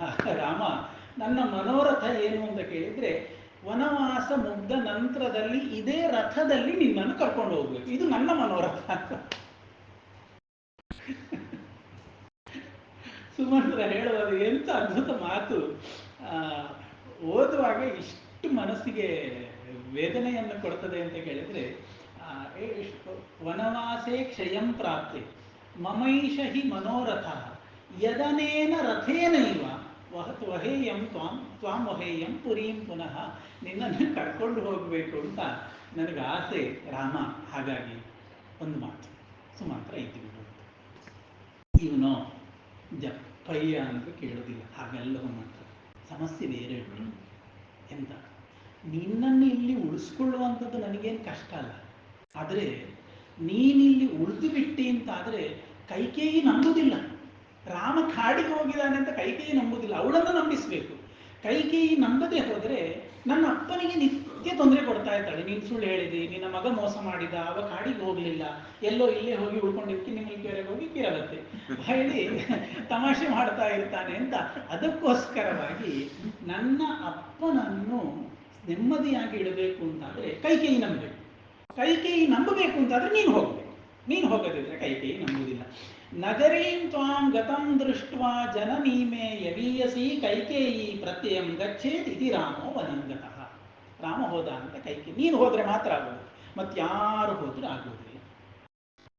ಹಾಗಾದ್ರೆ ಪರಿತುಷ್ಟಾ ಹಿ ಸಾ ದೇವಿ ವನವಾಸಂ ಕೃತೆ ಮಯಿ ರಾಜಾನಂ ನಾತಿಶಂಕೇತ ಮಿಥ್ಯಾವಾದಿ ಇತಿ ಧಾರ್ಮಿ. ನನ್ನ ಅಪ್ಪ ಧಾರ್ಮಿಕ, ಅವು ಸುಳ್ಳು ಹೇಳುವವಲ್ಲ, ಯಾರಿಗೂ ಮೋಸ ಮಾಡಿದವಲ್ಲ. ಹಾಗಾಗಿ ಅವನನ್ನು ಮಿಥ್ಯಾವಾದಿ, ಸುಳ್ಳು ಹೇಳಿದವ, ಸುಳ್ಳುಕೋರ ಅಂತ ನನ್ನ ಅಮ್ಮ ತಮಾಷೆ ಮಾಡುವಂಥದ್ದು, ಬೇಸರ ಪಡಿಸುವಂಥದ್ದು ನಿಲ್ತದೆ. ನನ್ನಪ್ಪ ಖುಷಿಯಲ್ಲಿರ್ತಾನೆ. ಅದಕ್ಕೋಸ್ಕರ ಆದರೂ ಕೂಡ ನೀನು ನಾಡಿಗೆ ಹೋಗಬೇಕು ಅಂತ ಸುಮಂತ್ರನಿಗೆ ರಾಮ ತುಂಬ ಒತ್ತಾಯ ಮಾಡ್ತಾನೆ. ಮತ್ತೆ ಆಗ ಗುಹ ಇರ್ತಾನೆ. ಗುಹ ಹೇಳ್ತಾನೆ, ರಾಮ ಇನ್ನು ಗುಹ ಅಲ್ಲಿ ಅವ್ರ ಜೊತೆಯಲ್ಲೇ ಇರ್ತಾರೆ, ಇನ್ನೂ ದಾಟಿರುವುದಿಲ್ಲ. ಹೇಳ್ತಾರೆ, ರಾಮ ಸರಿಯಪ್ಪ, ಕೈಕೇಯಿ ಹೇಳಿದ್ರು ಕಾಡಿಗೆ ಹೋಗಬೇಕು ಅಂತ. ಕಾಡಿಗೆ ಬಂದಾಯ್ತಲ್ಲ, ಇದು ಕಾಡೇ ಅಲ್ವಾ, ಇನ್ನು ಆ ದಟ್ಟ ಅರಣ್ಯ, ಘೋಂಡಾರಣ್ಯ ಅಲ್ಲಿಗೆಲ್ಲ ಯಾಕೆ ಹೋಗಬೇಕು? ಇಲ್ಲೇ ಉಳಿದುಕೊಂಡು ಬಿಡು, ಇಲ್ಲಿ ಬೇಕಾದ ವ್ಯವಸ್ಥೆಗಳನ್ನು ನಾವು ಮಾಡ್ತೇವೆ. ಇದೇ ಕಾಡಿನಲ್ಲಿ ನಿನ್ನಷ್ಟಕ್ಕೆ ನೀನು ಉಳಿದುಕೊಂಡು ಬಿಡು, ಮತ್ತೆಲ್ಲಿಗೂ ಕೂಡ ನೀನು ಹೋಗುವುದು ಬೇಡ ಅಂತ ಗುಹ ಹೇಳಿದಾಗ ರಾಮ ಹೇಳ್ತಾನೆ, ಅದು ಹಾಗಾಗುವುದಿಲ್ಲ. ತಾಯಿಯ ಮತ್ತೆ ಶಪಥದ ತಾಯಿಯ ಆಜ್ಞೆಯಲ್ಲಿದ್ದದ್ದು ನಾನು ಕಾಡಿನಲ್ಲೇ ಇರಬೇಕು ಅಂತ ಜನಗಳ ಸಂಪರ್ಕದಲ್ಲಿ ಇರಬಾರ್ದು.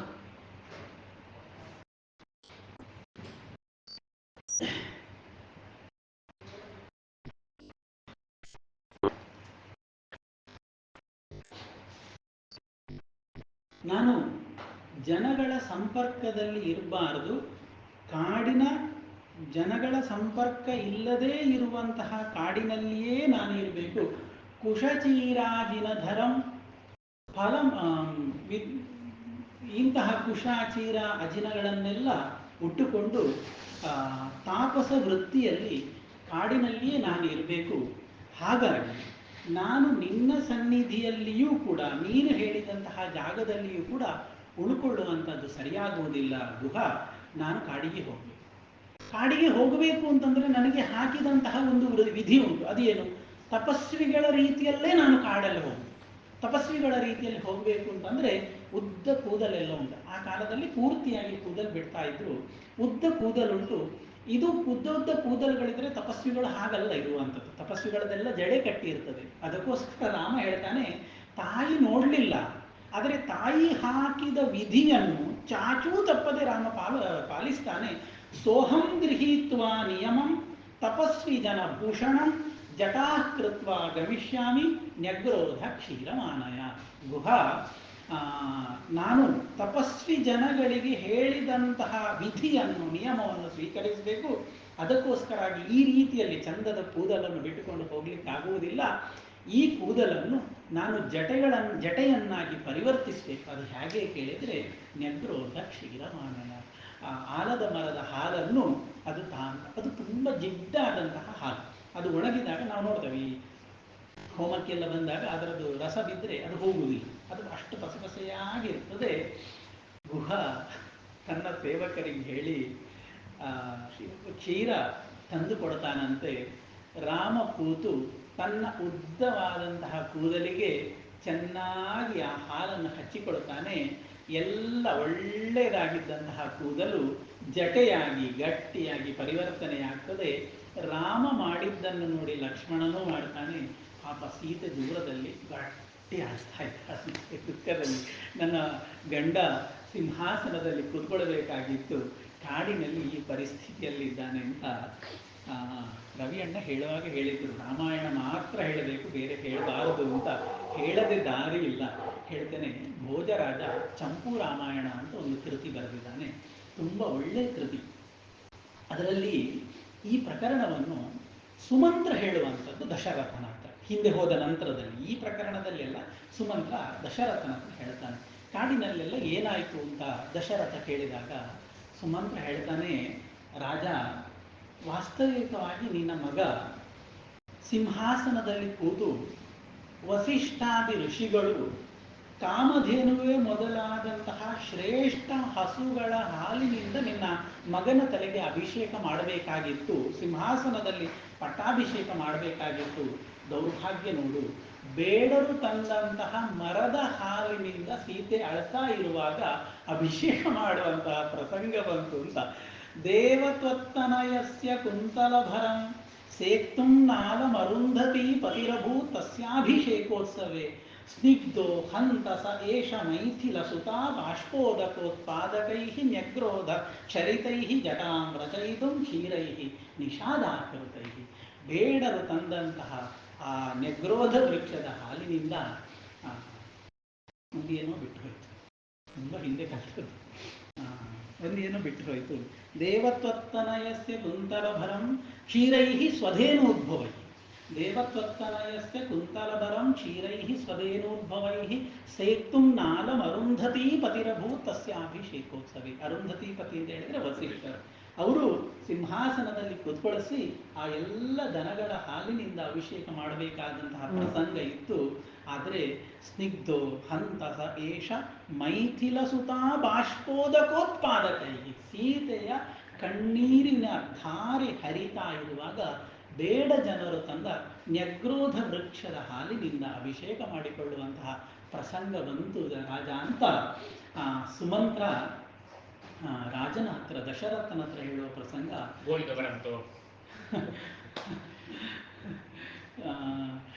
ಹೇಳುವಂಥದ್ದು ತುಂಬ ಮರ್ಮಕ್ಕೆ ಮುಟ್ಟುವಂತಹ ಭಾಗ.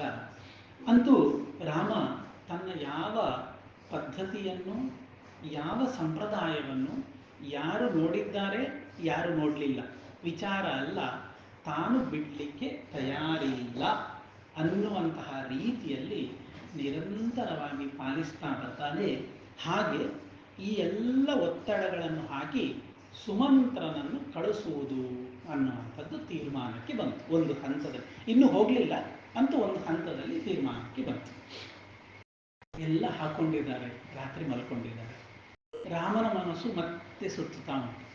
ಶಿಕ್ಷೆ ಕೊಟ್ಟದ್ದು ನನಗೆ, ಲಕ್ಷ್ಮಣ ಅನುಭವಿಸುವುದು ಸರಿಯಾಗಿ, ಇನ್ನು ಇವನನ್ನು ಹೇಗಾದರೂ ಕಳಿಸ್ಲಿಕ್ಕೆ ಪ್ರಯತ್ನ ಮಾಡಬೇಕು ಅಂತ ಸಣ್ಣಕ್ಕೊಂದು ಪ್ರಯತ್ನ. ರಾತ್ರಿ ಅವರು ಮಲ್ಕೊಂಡಾಗ ರಾಮ ಬೇರೆ ಬೇರೆ ಭಾಗಗಳಲ್ಲಿ ಹೀಗೆ ಮಾತಾಡ್ತಾನೆ. ತುಂಬ ದೊಡ್ಡ ಪ್ರಕರಣ ಉಂಟದು, ಎಲ್ಲ ಹೇಳ್ತಾ ಹೋದರೆ ಮುಗಿಲಿಕ್ಕಿಲ್ಲ. ಒಂದು ಅಪ್ಪನಿಗೆ ಬೈತಾನೆ, ಅಮ್ಮನಿಗೆ ಸ್ವಾಭಾವಿಕ ಮಾತು. ಅಲ್ಲಿ ರಾಮ ಬೈದ ಅದಲ್ಲ, ಒಬ್ಬ ಆ ಪರಿಸ್ಥಿತಿಯಲ್ಲಿ ವ್ಯಕ್ತಿ ಇದ್ದಾಗ ಅದನ್ನು ಹೇಗೆ ಅನುಭವಿಸ್ತಾನೆ, ಹೇಗೆ ನೋಡುತ್ತಾನೆ, ಹೇಗೆ ದುಃಖಿಸ್ತಾನೆ ಅನ್ನುವಂಥದ್ದನ್ನು, ಮಾನವ ಸಹಜವಾದಂತಹ ಭಾವನೆಗಳನ್ನು ವಾಲ್ಮೀಕಿಗಳು ಹೃದಯಂಗಮವಾಗಿ ಕಟ್ಟಿಕೊಟ್ಟಿದ್ದಾರೆ. ಅದನ್ನು ಅಷ್ಟೇ ದೃಷ್ಟಿಯಿಂದ ನೋಡಬೇಕಲ್ಲದೆ ದೈವಿಕವಾದಂತಹ ದೃಷ್ಟಿಯಿಂದ ನೋಡುವ ಪ್ರಕರಣ ಇದಲ್ಲ. ಅಷ್ಟೇ ಅಷ್ಟೇ ಹಾಗೆ ನೋಡುವ ಪ್ರಕರಣ ಇದಲ್ಲ. ಹೇಳ್ತಾನೆ, ನಾವಿಲ್ಲಿಗೆ ಬಂತು, ಇನ್ನೀಗ ಇರುವಂಥದ್ದು ಕೌಸಲ್ಯೆ. ಕೈಕೇಯಿಗೆ ಮೊದಲೇ ಕೌಸಲ್ಯ ಮೇಲೆ ಸಿಟ್ಟು, ನಾವಿಲ್ಲಿ ಬಂದಾಗ ಅವಳನ್ನು ವಿಷ ಹಾಕಿಯೂ ಕೂಡ ಕೊಲ್ಲಬಹುದು ಅನ್ನುವಂಥ ಮಾತುಗಳನ್ನು ರಾಮ ಹೇಳ್ತಾನೆ. ಕೈಕೇಯಿಯ ಕುರಿತಾಗಿ, ಅಪ್ಪನ ಕುರಿತಾಗಿ ಅವಳು ಇನ್ನು ಹೇಗೆ ನಡ್ಕೊಳ್ತಾಳೆ, ರಾಜ್ಯದಲ್ಲಿ ಹೇಗೆ ನಡ್ಕೊಳ್ತಾಳೆ, ಏನು ಮಾಡ್ತಾಳೆ ಇತ್ಯಾದಿ ವಿಸ್ತಾರವಾದಂತಹ ಮಾತುಗಳನ್ನು ಹೇಳ್ತಾನೆ. ಇದಂ ವ್ಯಸನಮಾಲೋಕ್ಯ ರಾಜ್ಞಶ್ಚ ಮತಿವಿಭ್ರಮಂ ಕಾಮ ಏವ ಅರ್ಥಧರ್ಮಾಭ್ಯಾಂ ಗರೀಯಾಮಿತಿ ಮೇಮತಿ. ಲಕ್ಷ್ಮಣ, ಈ ನನ್ನ ಅಪ್ಪನ ಹುಚ್ಚಾಟವನ್ನು ನೋಡಿದಾಗ, ನಮ್ಮ ಈ ಎಲ್ಲ ದುಃಖಗಳನ್ನು ಸಂಕಷ್ಟಗಳನ್ನು ನೋಡಿದಾಗ, ಧರ್ಮ ಅರ್ಥ ಕಾಮಗಳಲ್ಲಿ ಕಾಮ ಅನ್ನುವಂತಹ ಪುರುಷಾರ್ಥವೇ ದೊಡ್ಡದು ಅಂತ ನನಗೆ ಕಾಣ್ತಾ ಉಂಟು. ಆ ಬೇಕು ಅನ್ನುವಂತಹ ಬಯಕೆ ಕಾಮ, ಅದು ಇದ್ದದ್ರಿಂದಾಗಿ ಕೈಕೇಯಿ ತನಗೆ ಬೇಕಾದ್ದು ಸಾಧಿಸಿಕೊಂಡರು. ನಮ್ಮ ಹತ್ರ ಧರ್ಮ ಇತ್ತು, ಅರ್ಥ ಇತ್ತು, ಏನು ಪ್ರಯೋಜನಕ್ಕೆ ಬಂತು? ಎಲ್ಲ ವ್ಯರ್ಥ ಆಯ್ತಲ್ಲ. ಅದೆಲ್ಲವನ್ನು ಬಿಟ್ಟು ನಾವು ಕಾಡಿಗೆ ಬರಬೇಕಾಗಿ ಬಂತು. ಹಾಗಾಗಿ ಕಾಮ ಏವ ಅರ್ಥ ಧರ್ಮಾಭ್ಯಾಂ ಗರೀಯಾಮಿತಿ ಮೇಮತಿ. ನೋಡು, ಇಷ್ಟೆಲ್ಲ ಆದದ್ದು ನನ್ನ ಒಬ್ಬನಿಂದಾಗಿ. ನಾನು ಕಾಡಿಗೆ ಬಂದೆ ಅಂತ ನನ್ನ ಜೊತೆ ನೀನು ಬಂದುಬಿಟ್ಟು, ನೀನು ಬಂದರೆ ಸುಮಿತ್ರೆ ಒಬ್ಬಳೇ ಆಗ್ತಾಳೆ. ಲಕ್ಷ್ಮಣ, ನಿನ್ನನ್ನು ನಾನು ಕರ್ಕೊಂಡು ಬಂದದ್ರಿಂದ ಸುಮಿತ್ರೆಗೆ ದುಃಖ, ಹಾಗಾಗಿ ಸುಮಿತ್ರೆಯ ದುಃಖಕ್ಕೆ ನಾನು ಕಾರಣ. ನನಗದು ಇಷ್ಟ ಇಲ್ಲ. ಮಾಸ್ಮಮೇ ಮತ್ ಕಾರಣಾದ್ದೇವಿ ಸುಮಿತ್ರ ದುಃಖಮಾವಸೆ ಕಾಲ್ಯೇ ಪ್ರವಿಶ ಲಕ್ಷ್ಮಣ. ಅಯೋಧ್ಯಾಂ ಇತ ಏವತ್ವಂ ಕಾಲ್ಯೇ ಪ್ರವಿಶ ಲಕ್ಷ್ಮಣ. ಹಾಗಾಗಿ ನಿನ್ನ ತಾಯಿಯ ದುಃಖಕ್ಕೆ ಪ್ರತ್ಯಕ್ಷವಾಗಿ ನಾನೂ ಕಾರಣ ಆಗ್ತೇನೆ. ಅದು ನನಗಿಷ್ಟ ಇಲ್ಲ. ನೀನು ಬೆಳಗ್ಗೆ ಆಗ್ತಾ ಇದ್ದ ಹಾಗೆ ನೇರ ಅಯೋಧ್ಯೆಗೆ ಹೊರಟು ಬಿಡು ಅಂತ ಹೇಳ್ತಾರೆ. ಅಲ್ಲ, ನೀನೊಬ್ಬನೇ ಆಗ್ತಿಲ್ಲ ಕೇಳಿದ್ರೆ ಏನು ಭಯ ಇಲ್ಲ. ನಾನು ಒಬ್ಬನೇ. ತನ್ನ ಬಗ್ಗೆ ರಾಮನಿಗೆ ಇರುವಂತಹ ಅಭಿಮಾನ, ಅಹಂಕಾರ ಅಲ್ಲ, ತನ್ನ ಬಗ್ಗೆ ಇರುವಂತಹ ಧೈರ್ಯ, ಸೆಲ್ಫ್ ಕಾನ್ಫಿಡೆನ್ಸ್ ಅಂತ ನಾವು ಏನು ಕರಿತೇವೆ, ಅದು ರಾಮ ಹೇಳ್ತಾನೆ. ಏಕೋಹ್ಯಂ ಅಯೋಧ್ಯಾಂಚ ಪೃಥಿವೀಂಚಾಪಿ ಚಾನಘ ತರೇಯಂ ಇಷುಭಿ ಕ್ರುದ್ಧೋ ನನು ವೀರ್ಯಮ ಕಾರಣಂ. ಅಯೋಧ್ಯೆ ಅಲ್ಲ, ಇಡೀ ಪ್ರಪಂಚವೇ ನನ್ನ ಎದುರಿಗೂ ಬಿದ್ದರೂ ಕೂಡ ನನ್ನ ಈ ಬಾಣದಿಂದ ಅದೆಲ್ಲವನ್ನು ನಾನು ನಾಶ ಮಾಡಿ ಬಿಡುವಷ್ಟು ಸಾಮರ್ಥ್ಯ, ಶಕ್ತಿ ನನ್ನಲ್ಲುಂಟು. ರಾಮ ಹೇಳಿದ ಲಕ್ಷ್ಮಣನ ಹತ್ರ. ಆದರೆ ನನು ವೀರ್ಯಮ ಕಾರಣಂ, ಕಾರಣ ಇಲ್ಲದೆ ಪೌರುಷವನ್ನು ತೋರಿಸಬಾರ್ದು. ಪೌರುಷವನ್ನು ತೋರಿಸಬೇಕು ಅಂತಾದರೂ ಒಂದು ಸಕಾರಣವಾಗಿರಬೇಕು. ಅದಕ್ಕೋಸ್ಕರವಾಗಿ ನಾನು ಅಧರ್ಮ ಭಯಭೀತಶ್ಚ ಪರಲೋಕಸ್ಯ ಚಾನಘ ತೇನ ಕಷ್ಟೇನ ಲಕ್ಷ್ಮಣಾಹಂ ಆತ್ಮಾನಂ ಅಭಿಷಿಂಚಿ. ಅಧರ್ಮ ಭಯಭೀತಶ್ಚ, ಧರ್ಮವನ್ನು ಬಿಟ್ಟು ಹೋದರೆ, ಅಪ್ಪ ಹಾಕಿದ ಧರ್ಮ ಅದನ್ನು ದಾಟಬಾರ್ದು, ಅಧರ್ಮಿಕನಾಗಬಾರ್ದು. ಅಧರ್ಮ ಭಯಭೀತ. ಪರಲೋಕಸ್ಯ ಚಾನಘ, ಮತ್ತೆ ಪರಲೋಕದ ಚಿಂತೆಯು ನನ್ನನ್ನು ನಿರಂತರ ಕಾಡ್ತದೆ. ತೇನ ಲಕ್ಷ್ಮಣನಾದ್ಯಾಹಂ ಆತ್ಮಾನಂ ಅಭಿಷೇಚಯೇ. ಈ ಧರ್ಮದ ಕಟ್ಟಿಗೆ ಬಿದ್ದು ನಾನು ಸಿಂಹಾಸನದಲ್ಲಿ ಅಭಿಷೇಕವನ್ನು ಮಾಡಿಕೊಳ್ಳಿಲ್ಲ. ಇಲ್ಲದಿದ್ದರೆ ನನ್ನಲ್ಲಿರುವ ಶಕ್ತಿಗೆ, ನನ್ನ ಪರಾಕ್ರಮಕ್ಕೆ ನನಗಿದು ಯಾವುದೂ ವಿಷಯ ಅಲ್ಲ ಅಂತ ತನ್ನ ಬಗೆಗಿರುವಂತಹ ಆತ್ಮಗೌರವವನ್ನು ರಾಮ ಲಕ್ಷ್ಮಣನ ಜೊತೆಯಲ್ಲಿ ಹಂಚಿಕೊಳ್ತಾನೆ. ಅಂತೂ ತಿರುಗಿ ತಿರುಗಿ ಬರುವುದೆಲ್ಲಿಗೆ ಕೇಳಿದ್ರೆ ನೀನು ಹೋಗು ಅಂತ ಅಷ್ಟೇ. ಕೇಳ್ತಾನೆ ಕೇಳ್ತಾನೆ ಕೇಳ್ತಾನೆ ಲಕ್ಷ್ಮಣ. ಆಯ್ತಾ, ಆಯ್ತು, ನಾನು ಹೇಳುದು ಕೇಳು. ಏನು? ನ ತಾತಂ ನ ಶತ್ರುಘ್ನ ಸುಮಿತ್ರಾಂಚ ಪರಂತಪ. ಅಪ್ಪ ಇರಬಹುದು, ನನ್ನ ತಮ್ಮ ಶತ್ರುಘ್ನ ಇರಬಹುದು, ನನ್ನ ಅಮ್ಮ ತಾಯಿ ಸುಮಿತ್ರಾಂಚ ಪರಂತಪ. ದ್ರಷ್ಟುಮಿಚ್ಛೇಯ ಮಧ್ಯಾಹಂ ಸ್ವರ್ಗಂ ಚಾಪಿ ತ್ವಯಾ ವಿನ. ಇನ್ನಿದೆಲ್ಲ ಒಂದು ದಾಟಿ ಸ್ವರ್ಗ ಉಂಟು ಅಂತ ಹೇಳಿ ನಿನ್ನನ್ನು ಬಿಟ್ಟು ನಾನು ಹೋಗುತ್ತೀನಿ. ಎಂತ ಮಾಡಿದ್ರು ಸರಿ. ಅಪ್ಪ, ಅಮ್ಮ, ತಮ್ಮ, ಇನ್ನಿದೆಲ್ಲದಕ್ಕಿಂತ ದೊಡ್ಡ ಸ್ವರ್ಗ ಏನು ಕೊಟ್ಟರು ಕೂಡ ನಿನ್ನನ್ನು ಬಿಟ್ಟು ನಾನು ಹಂದಾಡೋದಿಲ್ಲ ಅಂತ ಹೇಳಿ ಇನ್ನು ಕಡ್ಡಿ ತುಂಡು ಮಾಡಿದ ಹಾಗೆ ಮಾತಾಡಿ ಅವನು ಹಾಗೆ ಆಯ್ತಾ. ನಾನು ಅನೇಕ ಬಾರಿ ರಾಮಾಯಣವನ್ನು ಹೇಳುವಾಗ, ನೋಡುವಾಗ, ಓದುವಾಗೆಲ್ಲ ಈ ಲಕ್ಷ್ಮಣನ ಪಾತ್ರ ತುಂಬ ಖುಷಿ ಕೊಡುವಂಥದ್ದು. ಭಯಂಕರ ಸಿಟ್ಟಿನ ಮನುಷ್ಯ. ಈ ರಾಮ ಎಷ್ಟು ದಾಕ್ಷಿಣ್ಯ ಮೂರ್ತಿಯೋ, ಇದು ತದ್ವಿರುದ್ಧ. ಮಾತಾಡಿದ ನಂತರ ಕಡ್ಡಿ ತುಂಡು ಮಾಡೋದಲ್ಲ, ಕಡ್ಡಿ ತುಂಡು ಮಾಡಿ ಇಟ್ಟೇ ಮಾತಾಡೋದು. ಇನ್ನು ಮುಂದೆ ಅವನ ಗಲಾಟೆ ನೋಡ್ಲಿಕ್ಕೆ ಉಂಟು. ನಾವು ಆ ಕಡ್ಡಿ ತುಂಡು ಮಾಡಿ ಇಟ್ಟೇ ಮಾತಾಡೋದಂತ. ಈ ಹಿಂದೆ ಒಂದು ಪ್ರಕರಣ ಆಗಿತ್ತು. ಆ ಪಿತೃಪಾಕ್ಯ ಪರಿಪಾಲನೆ ಅನ್ನುವಂಥದ್ದು ಧರ್ಮ. ಆ ಧರ್ಮಕ್ಕಾಗಿ ರಾಮ ಕಾಡಿಗೆ ಹೋಗಬೇಕು. ಆಗ ಲಕ್ಷ್ಮಣ ಹೇಳುದು, ಸೋಪಿ ಧರ್ಮೋ ಮಮ ದ್ವೇಷ ಯತ್ ಪ್ರಸಂಗಾತ್ ವಿಮುಚ್ಯತಿ. ಪಿತೃವಾಕ್ಯ ಪರಿಪಾಲನೆಯೇ ಒಂದು ಧರ್ಮ ಅಂತಾದರೆ, ಆ ಧರ್ಮ ನಿನ್ನನ್ನು ಕಾಡಿಗೆ ಕಳಿಸ್ತದೆ ಅಂತಾದ್ರೆ ನನಗೆ ಆ ಧರ್ಮವೇ ಬೇಡ. ಅದು ಧರ್ಮ ಅಂತ ಸ್ವೀಕರಿಸಿದ್ರಲ್ವ ಅದು ಕಾಡಿಗೆ ಹೋಗುವಂಥದ್ದು. ಅದು ಧರ್ಮ ಬೇಡ, ಅದನ್ನು ಕ್ಯಾನ್ಸಲ್ ಮಾಡಿಬಿಡುವಲ್ಲ. ಯಾಕೆ ಆಗ ನಿನ್ನ ಕಾಡಿಗೆ ಹೋಗುವ ಪ್ರಸಂಗ ಇಲ್ಲಲ್ಲ ಅಂತ ಇಷ್ಟು ಕ್ರೋಧ ಮೂರ್ತಿ. ಹಾಗಾಗಿ ಕಾಡಿಗೆ ಹೋಗುವುದು ಸಾಧ್ಯ ಇಲ್ಲ, ನಾನು ನಿನ್ನ ಜೊತೆಯೇ ಉಳ್ಕೊಳ್ಳುವ ಅಂತ ಲಕ್ಷ್ಮಣ ರಾಮನ ಹತ್ರ ಹೇಳಿದ ನಂತರದಲ್ಲಿ ರಾಮ ಇನ್ನಿನ್ನವನನ್ನು ಕಳಿಸ್ಲಿಕ್ಕೆ ಸಾಧ್ಯ ಇಲ್ಲ, ಉಳಿಸ್ಕೊಳ್ಳೇಬೇಕಾಗ್ತದೆ ಅಂತ ತೀರ್ಮಾನ ಮಾಡಿ ಅಂತೂ ರಾಮ ಲಕ್ಷ್ಮಣ ಸೀತೆಯರು ಉಳ್ಕೊಳ್ಳುವುದು ಅಂತಾಗ್ತದೆ. ಗುಹ ಬರ್ತಾನೆ. ಇನ್ನು ಮುಂದಕ್ಕೆ ಬೇಕಾದಂತಹ ಪ್ರಯಾಣ ಮಾಡಲಿಕ್ಕೆ ಸಣ್ಣ ತೆಪ್ಪವನ್ನು ಮಾಡಿಕೊಡ್ತಾನೆ. ಅದರಲ್ಲಿ ಇವರು ಕೂತು ಗಂಗಾ ನದಿಯನ್ನು ದಾಟಿ ಮುಂದೆ ಹೋಗ್ತಾರೆ. ಇತ್ಲಗೆ ಸುಮಂತ್ರ ಕೂತಿದ್ದಾನೆ. ಕೊನೆಯವರೆಗೂ ಆಸೆ, ರಾಮ ಕರೀತಾನೆ, ಕರ್ಕೊಂಡು ಹೋಗ್ಬೋದು ಹೋಗ್ಬೋದು ಹೋಗ್ಬೋದು ಅಂತ ಕೂತು ನೋಡ್ತಾನೆ. ತೆಪ್ಪ ಹೋಗ್ತಾ ಹೋಗ್ತಾ ಹೋಗ್ತಾ ಹೋಗ್ತಾ ಉಂಟು. ಮತ್ತೆ ದಾಟಿತು, ಅರ್ಧ ಹೋಯಿತು, ಮುಕ್ಕಾಲು ಹೋಯಿತು, ಆಚೆ ದಡ ಸೇರಿತು. ತೆಪ್ಪದಿಂದ ರಾಮ ಇಳಿದ, ನೇರ ನಡೆದು ಹೋಗ್ತಾನೆ. ಹಿಂದೆ ನೋಡುವುದಿಲ್ಲ. ಸುಮಂತ್ರ ಬದಿಯಲ್ಲಿ ಕೂತು ಗೋಳೋ ಅಂತ ಗಟ್ಟಿಯಾಗಿ ಅಳ್ತಾನೆ. ಗಟ್ಟಿಯಾಗಿ ಅಳ್ತಾನಂತೆ. ಈ ಕ್ಷಮಿಸಿ, ಬೇರೆ ಬೇರೆ ಭಾಗಗಳು ನೆನಪಿಗೆ ಬರ್ತಾ ಉಂಟು. ಭಾಗವತದಲ್ಲಿ ಹಾಗೆ ಬರ್ತದೆ, ಕೃಷ್ಣಾವತಾರದಲ್ಲಿ ಹಾಗೆ. ಕೃಷ್ಣ ಸುಮಾರು 10 ವರ್ಷದವರೆಗೆ ಗೋಕುಲ, ವೃಂದಾವನ ಇದರಲ್ಲೆಲ್ಲ ಇದ್ದವ. ಗೋಪಿಕೆಯರಿಗೆಲ್ಲ ಕೃಷ್ಣ ಅಂದರೆ ದೇವರು, ಕೃಷ್ಣ ಅಂದರೆ ಪ್ರೀತಿ, ಕೃಷ್ಣ ಅಂದರೆ ವಾತ್ಸಲ್ಯ. ಕೃಷ್ಣ ಇಲ್ಲದೆ ಗೋಪಿಕೆಯರಿಲ್ಲ. ಕೃಷ್ಣನಿಗೂ ಹಾಗೆ ಗೋಪಿಕೆಯರು ಬೇಕೇ ಬೇಕು. ಒಳ್ಳೆ ಚಂದದಿಂದ ಆಟ ಆಡಿ ಆಡಿ ಆಡಿ ಖುಷಿಯಲ್ಲಿ ಇದ್ದು ಇದ್ದು ಇದ್ದು 10 ವರ್ಷಗಳಾದಾಗ ಒಂದು ದಿನ ಹೊರಟು ನಿಲ್ತಾನೆ. ಇವರಿಗೆಲ್ಲ ತುಂಬ ದುಃಖ, ಕೃಷ್ಣ ಇಲ್ಲ ಕೃಷ್ಣ ಇಲ್ಲ ಕೃಷ್ಣ ಇಲ್ಲ ಅಂತ.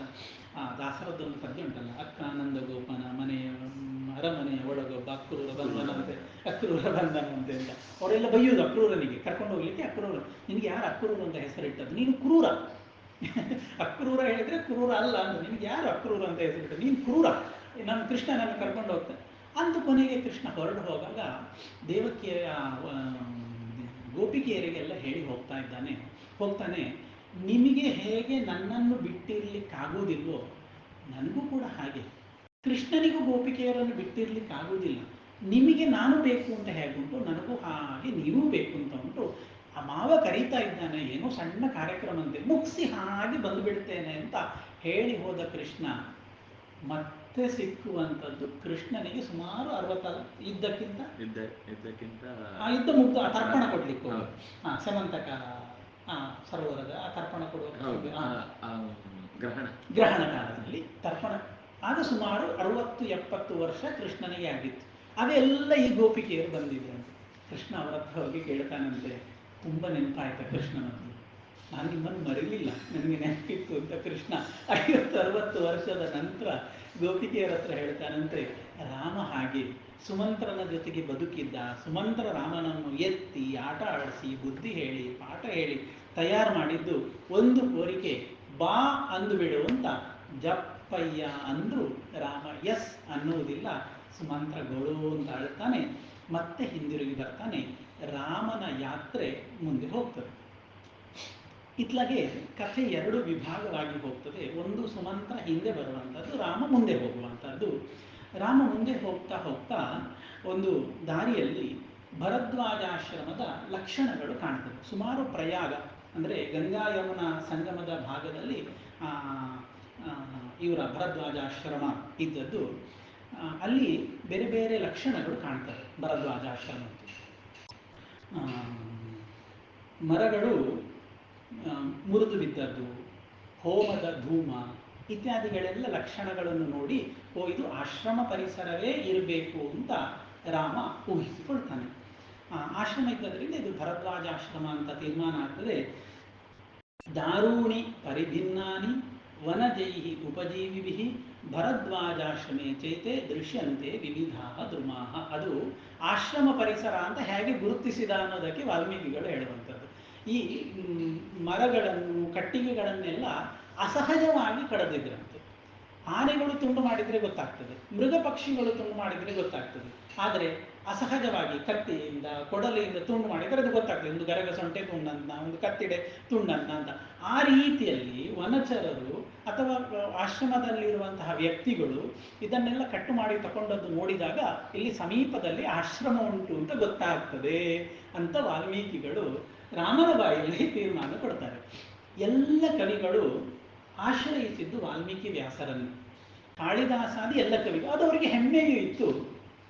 ವಿಜ್ಞಾನ ಶಾಕುಂತಲದಲ್ಲಿ ಪ್ರಸಿದ್ಧವಾದಂತಹ ಮಾತು, ಆ ದುಷ್ಯಂತ ಆಶ್ರಮ ಪರಿಸರದಲ್ಲಿ ಬಂದೆ ಅಂತ ಹೇಗೆ ಹೇಳುವ, ನೀವಾರಾಹ ಶುಕಗರ್ಭ ಕೋಟರ ಮುಖ ಭ್ರಷ್ಟಾಹ ತರುಣಾಮದ ಪ್ರಸ್ನಿಗ್ಧ ಕ್ವಚಿದಿಂಗುದಿ ಫಲಭಿದ ಸೂಚ್ಯಂತ ಈಗೋಫಲ ಅನ್ನುವಂತಹ ಮಾತಿನಲ್ಲೆಲ್ಲ ಇದೇ ಭಾವ ಇದೆ, ಶಬ್ದಗಳು ಬೇರೆಯಾಗಿ ವಿವರಣೆ ಮಾಡಿದ್ದಾನೆ. ಹೇಗೆ ಆಶ್ರಮ ಅಂತ ಗೊತ್ತಾಗ್ತದೆ ಅವ ಹೇಳೋ, ನೀವಾರಾಹ ಹಕ್ಕಿಗಳಿಗೆಲ್ಲ ಆ ಪೊಟರೆ, ಶುಕ ಸಾರಿಕೆಗಳ ಪೊಟರೆಯಿಂದ ನೀವಾರ ಅನ್ನುವಂತಹ ಧಾನ್ಯ ತಿಂದು ತಿಂದು ತಿಂದು ಕೆಳಗೆ ಬಿದ್ದಿದೆ.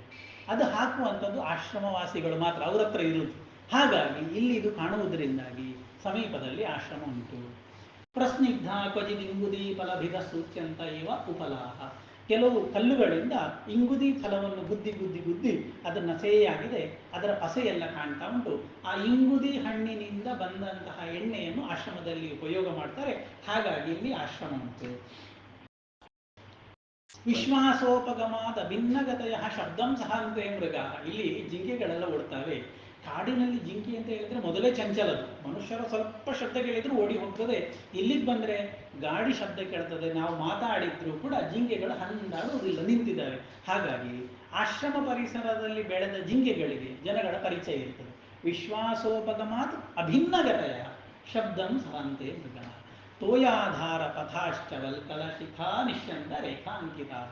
ಈ ನಾರುಮಡಿಯನ್ನು ಒಗೆದು ಆ ನೀರಿನ ಜಲಾಶಯದಿಂದ ತಂದದ್ದು, ಅದರ ತುದಿಯಲ್ಲಿ ತೊಟ್ಟಿಕ್ಕಿದಂತಹ ನೀರಿನ ರಸಧಾರೆ ಹರಿತಾ ಇರುವುದರಿಂದಾಗಿ ಇದು ಆಶ್ರಮ ಇರಬೇಕು ಅಂತ ಕಾಳಿದಾಸ ಅಭಿಜ್ಞಾನ ಶಾಕುಂತಲದಲ್ಲಿ ಹೇಳುವಂಥದ್ದು ಮೂಲ ಸ್ಫೂರ್ತಿ ವಾಲ್ಮೀಕಿ.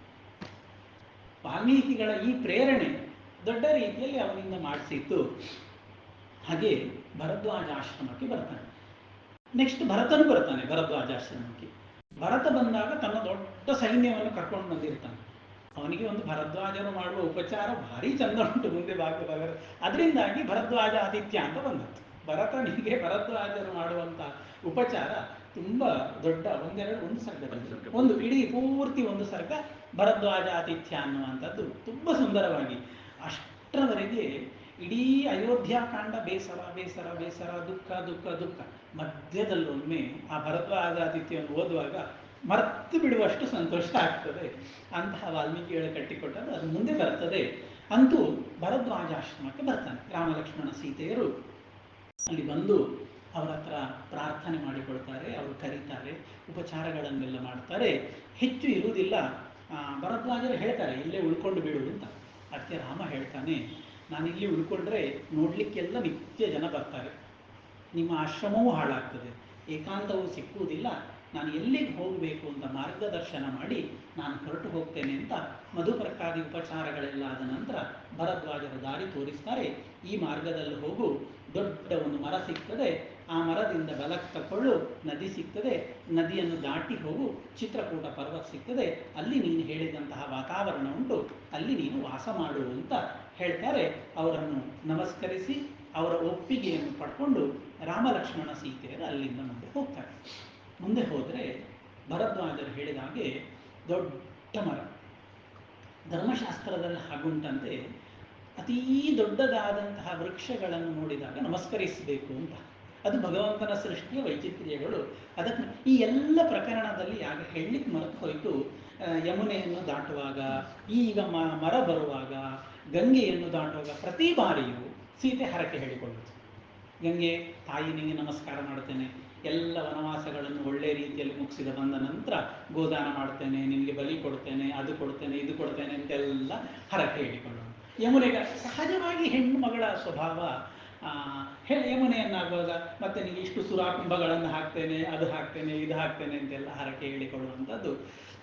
ಹಾಗೆ ಆ ದೊಡ್ಡ ಮರಕ್ಕೆ ಬರ್ತಾರಂತೆ. ತುಂಬ ದೂರದಿಂದ ನಡೆದು ನಡೆದು ನಡೆದು ಸಾಕಾಗಿ ಬಂದದ್ದು. ಅಲ್ಲಿ ಬಂದಾಗ ತಥೋ ನ್ಯಗ್ರೋಧಮಾಸಾದ್ಯ ಮಹಾಂತಂ ಹರಿತಚ್ಛದಂ ತಸ್ಮೈ ಸೀತಾಂಜಲಿಂ ಕೃತ್ವ ಪ್ರಯುಂಜೀತಾಶಿಷ ಶಿವಾಹ. ಆ ಮರಕ್ಕೆ ಸುತ್ತು ಬಂದು ನಮಸ್ಕಾರ ಮಾಡಿ ಕೈ ಮುಗಿದು ಸೀತೆ ಪ್ರಾರ್ಥನೆ ಮಾಡಿಕೊಳ್ತಾರಂತೆ. ನಾವು ಪಾಠಶಾಲೆಯಲ್ಲಿ ಓದ್ತಾ ಇದ್ದಾಗ ಕಳೆದ 2004 ಪೇಜಾವರ ಪರ್ಯಾಯದಲ್ಲಿ ಉತ್ತರ ರಾಮಚರಿತೆಯ ಬಗ್ಗೆ ವಿಸ್ತಾರವಾದಂತಹ ಒಂದು ನಾಟಕ ಮಾಡಿದ್ರು ಉದ್ಯಾವರ ಮಾಧವಾಚಾರ್ಯರು. ಅದರಲ್ಲಿ ಪ್ರಥಮಾಂಕದಲ್ಲಿ ಒಂದು ಭಾಗ ಬರ್ತದೆ. ಭವಭೂತಿ ತುಂಬ ಸುಂದರವಾಗಿ ವರ್ಣನೆ, ಹೃದಯಕ್ಕೆ ಮುಟ್ಟುವಂತಹ ಭಾಗ, ಹೇಳದೇ ಇರಲಿಕ್ಕಾಗುವುದಿಲ್ಲ. ಅಷ್ಟರವರೆಗೆ ಸೀತೆ ತುಂಬ ದೂರದಿಂದ ನಡೆದು ನಡೆದು ಬಂದಿರ್ತಾರಲ್ಲ, ಇಲ್ಲಿಗೆ ಬಂದಾಗ ಸುಸ್ತಾಗಿ ಹೋಗಿರ್ತಾರೆ, ನಡಿಲಿಕ್ಕಾಗುವುದಿಲ್ಲ, ಹೇಳಲಿಕ್ಕಾಗುವುದಿಲ್ಲ ಅಂತಹ ಪರಿಸ್ಥಿತಿ. ಭವಭೂತಿ ಹೇಳ್ತಾನೆ, ಆ ಚಿತ್ರಾಂಕ ಅನ್ನುವಂತಹ ಪ್ರಥಮದಲ್ಲಿ ಆ ಮರವನ್ನೆಲ್ಲ ನೋಡಿದಾಗ ಸೀತೆ ಕೇಳ್ತಾಳೆ, ರಾಮ ಇದು ನಿನಗೆ ನೆನಪಾಗ್ತದ ಅಂತ ಆ ಕಾಲ.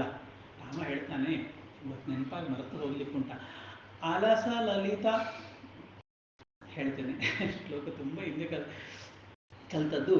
ಇಷ್ಟು ದೂರದವರೆಗೆ ನಡ್ಕೊಂಡು ನಡ್ಕೊಂಡು ಬಂದು ಈ ಜಾಗಕ್ಕೆ ಬಂದಾಗ ಇನ್ನು ನಡಿಲಿಕ್ಕಾಗುವುದಿಲ್ಲ ಅನ್ನುವಂತಹ ತುಂಬ ಕಷ್ಟದಲ್ಲಿ ನೀನು ನನ್ನ ಎದೆಯ ಮೇಲೆ ತಲೆ ಇಟ್ಟು ಮಲ್ಕೊಂಡಾಗ ನಿನ್ನ ಕೈಕಾಲುಗಳನ್ನು ಒತ್ತಿ ನಾನು ಸೇವೆ ಮಾಡಿದ್ದೆ ಅಂತ ರಾಮ ಹೇಳುವಂಥದ್ದು.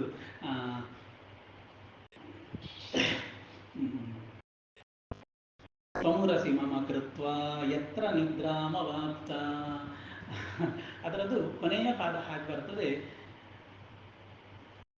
ಅಲಸ ಲಲಿತ ಸ್ನಿಗ್ಧಾನ್ ಮಿತ್ರ ಅಂಗಕಾನಿ ತ್ವಮುರಸಿ ಮಮ ಕೃತ್ವ ಯತ್ರ ನಿದ್ರಾಮವಾಪ್ತ ಅಂತ ಅದು ಮುಗಿತದೆ. ಧಾರಣೆಯಲ್ಲಿ ನೆನಪಿಗೆ ಬರ್ತಾ ಇಲ್ಲ.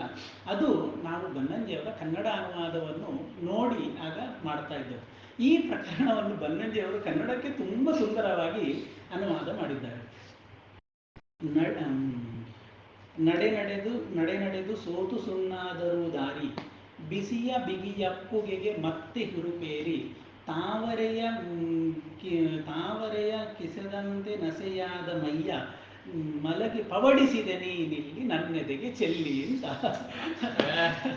ಪವಡಿಸಿದೆ ನೀನಿಲ್ಲಿ ನನ್ನೆದೆಗೆ ಚೆಲ್ಲಿ ತ್ವಮುರಸಿ ಮಮ ಕೃತ್ವ ಯತ್ರ ನಿದ್ರಾಮವಾಪ್ತ. ಆ ವಾಕ್ಯ ಕೊನೆಯ ಪಾದ ನೋಡಿ, ತ್ವಮುರಸಿ ಮಮ ಕೃತ್ವ ಯತ್ರ ನಿದ್ರಾಮವಾಪ್ತ ಪವಡಿಸಿದೆ ನೀನಿಲ್ಲಿ ನನ್ನೆದೆಗೆ ಚೆಲ್ಲಿ. ಪರುಷಾಕ್ಷರ ಬಂದಿದೆ, ಅದೇ ಯಾವುದು ಪರುಷಾಕ್ಷರವೇ ಇಲ್ಲ. ಅದು ಇದು ಅಂತಲ್ಲ, ನಾವು ಅವರಿದ್ದಾಗ ಅವರ ಎಷ್ಟೋ ಗ್ರಂಥಗಳ ವೈಶಿಷ್ಟ್ಯ ನಮಗೆ ಅರ್ಥ ಆಗಲಿಲ್ಲ. ತುಂಬ ಗ್ರಂಥಗಳಲ್ಲಿ ಇಂಥ ಅದ್ಭುತವನ್ನು ಮಾಡಿದ್ದಾರೆ, ನಮ್ಗೆ ಯೋಚನೆ ಮಾಡಲಿಕ್ಕೆ ಆಗೋದಿಲ್ಲ. ಶ್ರೀ ಸೂಕ್ತ ಪುರುಷ ಸೂಕ್ತಕ್ಕೆ ಒಂದು ಪುಸ್ತಕ ಬರೆದಿದ್ದಾರೆ, 2ರ ಅರ್ಥವನ್ನು. ಅದರಲ್ಲಿ ಒಂದು ಋಕ್ಕಾದ ನಂತರ ಸಹಸ್ರ ಬೀಜ ಸಹಸ್ರಾಕ್ಷ ಸಹಸ್ರ, ಅದಕ್ಕೆ ಒಂದು ಋಕ್ಕಾದ ನಂತರ ಕನ್ನಡದಲ್ಲಿ ಅದರ ಅರ್ಥ ಅದೊಂದು ಸಾಮಾನ್ಯ ಶ್ಲೋಕ ರೂಪದಲ್ಲಿ ಉಂಟು.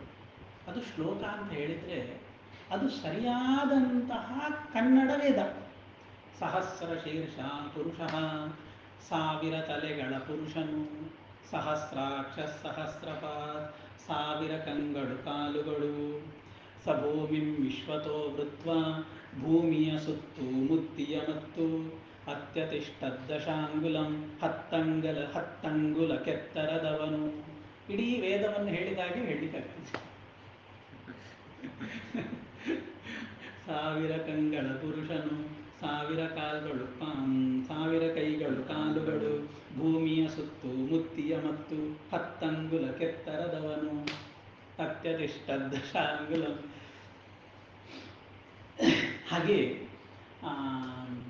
ಹೀಗೆ ಭವಭೂತಿ ಮರದ ಅಡಿಯಲ್ಲಿ ಸೀತೆ ಮಲಗಿಕೊಂಡದ್ದನ್ನು ತುಂಬ ಸುಂದರವಾಗಿ, ಆ ಸೀತೆಗೆ ನೋವಾಯಿತು, ಕಷ್ಟ ಆಯಿತು ಅಂತ ಅವಳ ಪಾದ ಸೇವೆಯನ್ನು, ಕೈಕಾಲು ಒತ್ತುವುದನ್ನೂ ಕೂಡ ಆ ಪ್ರಕರಣದಲ್ಲಿ ಮಾಡ್ತಾನೆ ಅನ್ನುವಂಥದ್ದು ಮೂಲ ರಾಮಾಯಣದಲ್ಲಿ ಇಲ್ಲ. ಆದರೆ ಭವಭೂತಿ ಆ ರಾಮಾಯಣದ ವಾಲ್ಮೀಕಿಯ ಹೃದಯವನ್ನು ಅರಿತುಕೊಂಡು ಆ ಸಂದರ್ಭಕ್ಕೆ ಕಟ್ಟಿಕೊಟ್ಟಂಥದ್ದು ತುಂಬ ಸುಂದರವಾದ ಭಾಗ. ಅಲ್ಲಿ ಅವರೆಲ್ಲ ಉಳ್ಕೊಂಡು ಮತ್ತೆ ನದಿಯನ್ನು ದಾಟ್ತಾರೆ. ಈ ನದಿಯನ್ನು ದಾಟುವಾಗ ಒಂದು ಹೇಗೆ ದಾಟುವುದು, ತೆಪ್ಪ ಮಾಡ್ತಾರೆ. ಅದೆಲ್ಲ ಯಾವಾಗ ಕಲಿತದ್ದು ಅಂತ ಗೊತ್ತಿಲ್ಲ. ಲಕ್ಷ್ಮಣನ ಹತ್ರ ಹೇಳ್ತಾನೆ, ಕಾಡಿಗೆ ಹೋಗಿ ಒಳ್ಳೆ ಹಗುರವಾದಂತಹ ಮರಗಳನ್ನೆಲ್ಲ ತಕ್ಕೊಂಡು ಬಾ, ಅದನ್ನೆಲ್ಲ ಚೆಂದಾಗಿ ಕಟ್ಟು, ಅದರ ಮೇಲೆ ಬಳ್ಳಿಯಿಂದ ಮೇಲೆ ಲಾವಂಚದ ಬೇರನ್ನು ಹಾಕು, ಅದರಲ್ಲಿ ಸೀತೆ ಕೂತ್ಕೊಳ್ಳಿ ಅಂತ. ಹಾಗೆ ಒಂದು ಸುಂದರವಾಗಿ ತೆಪ್ಪವನ್ನು ಮಾಡ್ತಾರೆ. ತೆಪ್ಪದಲ್ಲಿ ರಾಮ ಸೀತೆಯನ್ನು ಕೂತ್ಕೊಳ್ಳಿಸ್ತಾನೆ. ಸೀತೆಯನ್ನು ಕೂತ್ಕೊಳಿಸಿ ಅವರ ನದಿಯನ್ನು ದಾಟಿ ಅತ್ಲಾಗಿ ಹೋಗ್ತಾರೆ. ಅತ್ಲಾಗಿ ಹೋಗಿ ಚಿತ್ರಕೂಟ ಪರ್ವತದ ತಪ್ಪಲಿಗೆ ಅವರು ಬರ್ತಾರೆ. ಚಿತ್ರಕೂಟದ ತಪ್ಪಲಿಗೆ ಬಂದರೆ ಅಲ್ಲಿ ಒಂದು ಆಶ್ರಮ ಸಿಗ್ತದೆ. ಆಶ್ರಮದಲ್ಲಿ ಅವರು ಯಾರನ್ನು ಭೇಟಿ ಆಗ್ತಾರೆ ಕೇಳಿದರೆ ವಾಲ್ಮೀಕಿಗಳು. ಕವಿ ಕಥೆಯ ನಾಯಕ ಭೇಟಿಯಾಗುವ ಪ್ರಸಂಗ. ಆದರೆ ಕವಿಗೂ ಗೊತ್ತಿಲ್ಲ ನಾನು ಮುಂದೊಂದು ದಿನ ಈ ಕಾವ್ಯವನ್ನು ಬರಿತೇನೆ ಅಂತ. ನಾಯಕನಿಗೂ ಗೊತ್ತಿಲ್ಲ ಇವ ನನ್ನ ಚರಿತ್ರೆಯನ್ನು ಬರಿತಾನೆ ಅಂತ. ಅಂತಹ ಒಂದು ಹೃದಯಂಗಮವಾದಂತಹ ಭೇಟಿ, ಒಂದು ಸಣ್ಣ ಭೇಟಿ, ತುಂಬ ಪ್ರಸಿದ್ಧ ಅಲ್ಲ ಇವಾಗ, ತುಂಬ ಅಪ್ರಸಿದ್ಧ. ವಾಲ್ಮೀಕಿಗೂ ರಾಮನಿಗೂ ಭೇಟಿ ಆಗ್ತದೆ. ಅಲ್ಲಿ ಅಭಿಗಮ್ಯಾಶ್ರಮಂ ಸರ್ವೇ ವಾಲ್ಮೀಕಿಂ ಅಭಿವಾದಯನ್ನಂತ ತುಂಬ ವಿನಯವಂತರಾಗಿ ಆಶ್ರಮವನ್ನು ಪ್ರವೇಶಿಸಿದ್ರು ಅಂತ ವಾಲ್ಮೀಕಿ ಬರೀತಾನೆ. ಶಾಕುಂತಲದಲ್ಲಿ ಇವನು ಕೂಡ ಹಾಗೆ ಬರೀ ವಿನೀತ ವೇಷೇಣ ಪ್ರವೇಷ್ಟವ್ಯಾನಿ ನಾಮ ತಪೋವನಾನಿ ಅಂತ ದುಷ್ಯಂತನ ಮೂಲಕವಾಗಿ ಕಾಳಿದಾಸ ಹೇಳಿಸ್ತಾನೆ. ಅಂತೂ ವಾಲ್ಮೀಕಿ ಹತ್ರ ಹೋಗ್ತಾರೆ. ಒಂದು ಸಣ್ಣ ಭೇಟಿಯದು. ವಾಲ್ಮೀಕಿ ಹೇಳ್ತಾನೆ, ಇಂತಹ ಜಾಗ ಉಂಟು, ಅಲ್ಲಿ ಬೇಕಾದಂತಹ ಪರ್ಣಕುಟೀರವನ್ನು ನಿರ್ಮಾಣ ಮಾಡಿ ಅಲ್ಲಿ ವಾಸ ಮಾಡಿ ಅಂತ. ಆ ಪ್ರಕಾರದಲ್ಲಿ ಒಂದು ಪರ್ಣಕುಟೀರ ಮಾಡ್ತಾರೆ. ಲಕ್ಷ್ಮಣನ ಹತ್ರ ಹೇಳಿ ರಾಮ ಮಾಡಿಸ್ತಾನೆ. ಮತ್ತೆ ಹೊಗಳಿಕೊಂಡು ರಾಮ ತುಂಬ ಚಂದ ಮಾಡಿದೆ, ಫಸ್ಟ್ ಕ್ಲಾಸ್ ಆಗಿದೆ ಅಂತ. ಎಲ್ಲ ಪರ್ಣಕುಟೀರ ನಿರ್ಮಾಣ ಆಗ್ತದೆ. ಪರ್ಣಕುಟೀರ ನಿರ್ಮಾಣ ಆದರೆ ವಾಲ್ಮೀಕಿಗಳು ಹೇಳ್ತಾರೆ, ಕುರಿಯಾಚ ವಾಸ್ತು ಪ್ರಶಮನಂ, ಅದಕ್ಕೆ ವಾಸ್ತು ಮಾಡಬೇಕು. ಹೌದು, ಎಲ್ಲ ಕ್ರಮ, ಯಾವ ಸಂಪ್ರದಾಯವನ್ನು ಬಿಡಲಿಕ್ಕೆ. ಎಲ್ಲ ನಿರ್ಮಾಣ ಮಾಡಿ ಆದ ನಂತರದಲ್ಲಿ ನದಿಯಲ್ಲಿ ಸ್ನಾನ ಮಾಡಿ ಬಂದು ವೈಶ್ವದೇವ ಬಲಿಂಚೈವ ರೌದ್ರಂ ವೈಷ್ಣವಮೇವ ಚ ವಾಸ್ತು ಸಂಶಮನೀಯಾನಿ ಮಂಗಲಾನಿ ಪ್ರವರ್ತಯನ್. ಎಲ್ಲ ಪುಣ್ಯಾಹ ವಾಚನಾದಿಗಳನ್ನು, ರಾಕ್ಷೋಘ್ನ ಸೂಕ್ತಾದಿಗಳನ್ನು, ವಾಸ್ತು ವಿಧಾನವನ್ನು ಎಲ್ಲವನ್ನು ಚಾಚೂ ತಪ್ಪದೆ ರಾಮ ಆ ಪರ್ಣಕುಟೀರಕ್ಕೆ ಮಾಡಿ ಅದರಲ್ಲಿ ವಾಸ ಮಾಡಲಿಕ್ಕೆ ಶುರು ಮಾಡ್ತಾನೆ. ಸೀತೆ ಇರ್ತಾಳೆ. ದಾರಿಯಲ್ಲಿ ಬರುವಾಗ ಹೇಳಿದ್ದ ರಾಮ, ಸೀತೆ ಇನ್ನು ಏನೇನು ಕೇಳ್ತಾಳೆ ಅದನ್ನೆಲ್ಲ ಅವಳಿಗೆ ನಾವು ತೆಗೆದುಕೊಡ್ಬೇಕು, ಅವಳಿಗೆಲ್ಲ ತೋರಿಸಿಕೊಡ್ಬೇಕು ಅಂತ. ಹಾಗೆ ದಾರಿಯಲ್ಲಿ ಬರುವಾಗ ಸೀತೆ ಒಂದೊಂದು ವಿಷಯಗಳನ್ನು ಹೇಳೋದು, ರಾಮ ಒಂದೊಂದು ತೋರಿಸೋದು. ಆ ದಾರಿಯಲ್ಲಿ ನಡ್ಕೊಂಡು ಬರುವಾಗ ಕಾಡಿನ ದಾರಿಯಲ್ಲಿ ಮೊದಲು ಲಕ್ಷ್ಮಣ, ಮತ್ತೆ ಸೀತೆ, ಮತ್ತೆ ರಾಮ. ಯಾಕೆ ಕೇಳಿದರೆ, ಕಾಡಿನಲ್ಲಿ ನಡೆಯುವಾಗ ಪ್ರಾಣಿಗಳು ದಾಳಿ ಮಾಡುವುದು ಹಿಂದಿನಿಂದ, ಮುಖದಿಂದ ಫೇಸ್ ಟು ಫೇಸ್ ದಾಳಿ ಮಾಡೋದಿಲ್ಲ, ಹಿಂದಿನಿಂದ ದಾಳಿ ಮಾಡೋದು. ಅದಕ್ಕೆ ತಾನು ಹಿಂದೆ ಇದ್ದ. ರಾಕ್ಷಸರ ಜೊತೆ ಯುದ್ಧಕ್ಕಾಗುವಾಗ ರಾಮ ಫಸ್ಟಿಗೆ, ರಾಕ್ಷಸರು ಹಿಂದಿನಿಂದಲ್ಲ ಮುಂದಿನಿಂದ ಯುದ್ಧ ಮಾಡೋದು. ರಾಕ್ಷಸರ ಜೊತೆಗೆ ಯುದ್ಧ ಮಾಡುವಾಗ ತಾನು ಮಧ್ಯೆ, ಕಾಡಿನಲ್ಲಿ ಸಾಗುವಾಗ ಸೀತೆ ಮಧ್ಯೆ, ತಾನು ಹಿಂದೆ. ಈ ರೀತಿಯಲ್ಲಿ ಎಲ್ಲ ಆ ಚಿತ್ರಕೂಟ ಪರ್ವತದಲ್ಲಿ ತುಂಬ ಒಳ್ಳೆ ರೀತಿಯಲ್ಲಿ ಜೀವನ ಪ್ರಾರಂಭ ಮಾಡ್ತಾರೆ ಅನ್ನುವಲ್ಲಿಗೆ ಒಂದು ಘಟ್ಟ ಮುಗಿಯುತ್ತದೆ. ಇಲ್ಲಿ ಆ ಚಿತ್ರಕೂಟದಲ್ಲಿದ್ದಂತಹ ವಾಲ್ಮೀಕಿಗಳು ವ್ಯಾಖ್ಯಾನಕಾರರಲ್ಲಿ ಬೇರೆ ಬೇರೆ ಅಭಿಪ್ರಾಯ ಉಂಟು. ಕೆಲವರು ಹೇಳ್ತಾರೆ ಇದು ವಾಲ್ಮೀಕಿಯೇ ಬೇರೆ, ಮತ್ತೆ ಮುಂದೆ ಸಿಕ್ಕುವಂತಹ ವಾಲ್ಮೀಕಿಯೇ ಬೇರೆ ಅಂತ. ಕೆಲವರು ಹೇಳ್ತಾರೆ ಈಗ ಅವ ಎಲ್ಲಿದ್ದ, ಇನ್ನೇ ಮುಂದೆ ಹೋಗಿ ಅಲ್ಲಿ ಅವ ಇಲ್ಲಿಂದ ಅಲ್ಲಿಗೆ ಶಿಫ್ಟ್ ಆಗ್ತಾನೆ ಅನ್ನುವಂತಹ ಬೇರೆ ಬೇರೆ ಅಭಿಪ್ರಾಯಗಳನ್ನು ವ್ಯಕ್ತಪಡಿಸ್ತಾರೆ. ಬಹುಶಃ ಬೇರೆ ಬೇರೆ ಆಗಿರ್ಲಿಕ್ಕಿಲ್ಲ, ಇದೇ ವಾಲ್ಮೀಕಿ ಈ ಸಮಯದಲ್ಲಿ ಇಲ್ಲಿದ್ದ ಮತ್ತೆ ಅಲ್ಲಿಗೆ ಹೋದ ಅಂತ ಕಾಣ್ತದೆ. ಅದೇ ಸೀತೆಯ ವನ ಇದು ಮಾಡುವಂತಹ ಪ್ರಸಂಗದಲ್ಲಿ ಅಂತೂ ಇಲ್ಲಿ ಒಂದು ಸುಂದರವಾದಂತಹ ಜೀವನವನ್ನು ರಾಮಲಕ್ಷ್ಮಣರು ಶುರು ಮಾಡ್ತಾರೆ. ಇತ್ಲಾಗಿ ಏನಾಗಿದೆ, ಸುಮಂತ್ರ ಅರಮನೆಗೆ ಬರ್ತಾನೆ. ಅರಮನೆಯ ಪರಿಸ್ಥಿತಿ ದಿನದಿಂದ ದಿನಕ್ಕೆ ಹಾಳಾಗ್ತಾ ಉಂಟು. ದಶರಥನಿಗೆ ಆಳ್ವಿಕೆಯಲ್ಲಿ ಮನಸ್ಸಿಲ್ಲ, ಯಾವ ಕೆಲಸದಲ್ಲಿಯೂ ಆಸಕ್ತಿ ಇಲ್ಲ. ಭರತ ಶತ್ರುಘ್ನರು ಬರಲಿಲ್ಲ, ರಾಮಲಕ್ಷ್ಮಣರು ಹೊರಟೋಗಿದ್ದಾರೆ. ರಾಜ್ಯ ಈಗೊಂದು ಸ್ವಲ್ಪ ದಿನದಲ್ಲಿ ಈ ರಾಜನಿಲ್ಲದೆ ಒದ್ದಾಡ್ತಾ ಉಂಟು. ಸ್ವಯಂ ದಶರಥ ದೊಡ್ಡ ಕಷ್ಟದಲ್ಲಿದ್ದಾರೆ. ಸುಮಂತ್ರ ಬಂದರೆ ಅವ ಹೇಳ್ತಾನೆ, ಸುಮಂತ್ರ ನಾನು ದಾರಿಯಲ್ಲಿ ಬರುವಾಗ ಜನ ಎಲ್ಲ ನನ್ನನ್ನು ನೋಡಿ ಹೋಗುವಾಗ ರಾಮನನ್ನು ಕರ್ಕೊಂಡು ಹೋದ, ಬರುವಾಗ ಒಬ್ಬನೇ ಬಂದ, ನಾನೇ ಬಿಟ್ಟು ಬಂದೆ ಹೇಳುವ ಹಾಗೆ ಜನಗಳೆಲ್ಲ ನನಗೆ ಬೈತಾ ಇದ್ದಾರೆ. ನನಗೆ ಮುಖ ತೋರಿಸ್ಲಿಕ್ಕಾಗಲಿಲ್ಲ, ಮುಖ ಮುಚ್ಚಿಕೊಂಡು ದಾರಿಯಲ್ಲಿ ಬಂದೆ ಹೇಳ್ತಾನೆ. ಮುಖಕ್ಕೆ ಬಟ್ಟೆ ಹಾಕಿಕೊಂಡು ನಾನು ದಾರಿಯಲ್ಲಿ ಬಂದೆ. ದಶರಥ ಅರಮನೆಗೆ ಬಂದಾಗ ಸುಮಂತ್ರನನ್ನು ದಶರಥ ನೋಡ್ತಾನೆ. ಕೌಸಲ್ಯ ಇದ್ದಾಳೆ, ಸುಮಿತ್ರೆ ಇದ್ದಾಳೆ, ಕೈಕೇಯಿ ಇಲ್ಲ ಇದ್ದಾಳೆ. ಸುಮಂತ್ರನನ್ನು ನೋಡಿದರೆ ದಶರಥನಿಗೆ ಮಾತಾಡಬೇಕು ಅಂತ ಆಗ್ತಾ ಉಂಟು, ಮಾತಾಡೋದಿಲ್ಲ. ಕೈಕೇಯಿ ಹೇಳ್ತಾಳೆ, ಒಂದು ಮಾತು ಹೇಳ್ತಾಳೆ ಕೈಕೇಯಿ, ದೇವಯಸ್ಯಾಹ ಭಯಾದ್ರಾಮಂ ನಾನು ಪೃಚ್ಛಸಿ ಸಾರಥಿ ನೇಹ ತಿಷ್ಠತಿ ಕೈಕೇಯಿ ವಿಶ್ರಬ್ಧಂ ಪ್ರತಿಭಾಷಿತಂ. ಅಲ್ಲ ರಾಜ, ರಾಮನ ಬಗ್ಗೆ ಕೇಳಬೇಕು ಅಂತ ಉಂಟು ನಿನಗೆ, ಆದರೆ ಕೇಳ್ತಾ ಇಲ್ಲ.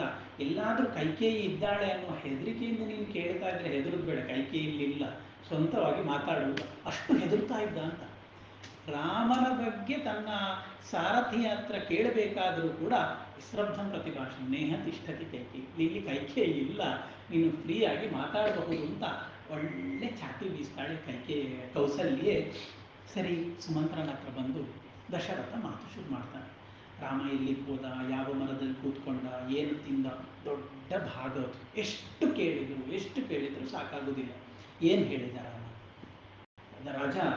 ರಾಮ ಹೇಳಿದ, ಒಳ್ಳೆ ರೀತಿಯಲ್ಲಿ ರಾಜ್ಯ ಮಾಡಬೇಕಂತೆ, ಅಮ್ಮನನ್ನು ಒಳ್ಳೆ ನೋಡ್ಕೊಳ್ಬೇಕಂತೆ, ಪ್ರತ್ಯೇಕವಾಗಿ ಅಮ್ಮನನ್ನು ಒಳ್ಳೆ ರೀತಿಯಲ್ಲಿ ನೋಡ್ಕೊಳ್ಬೇಕಂತೆ ಎಲ್ಲ ಉದ್ದ ಹೇಳ್ತಾನೆ. ಮತ್ತೆ ಭರತನಿಗೇನು ಹೇಳಿದ?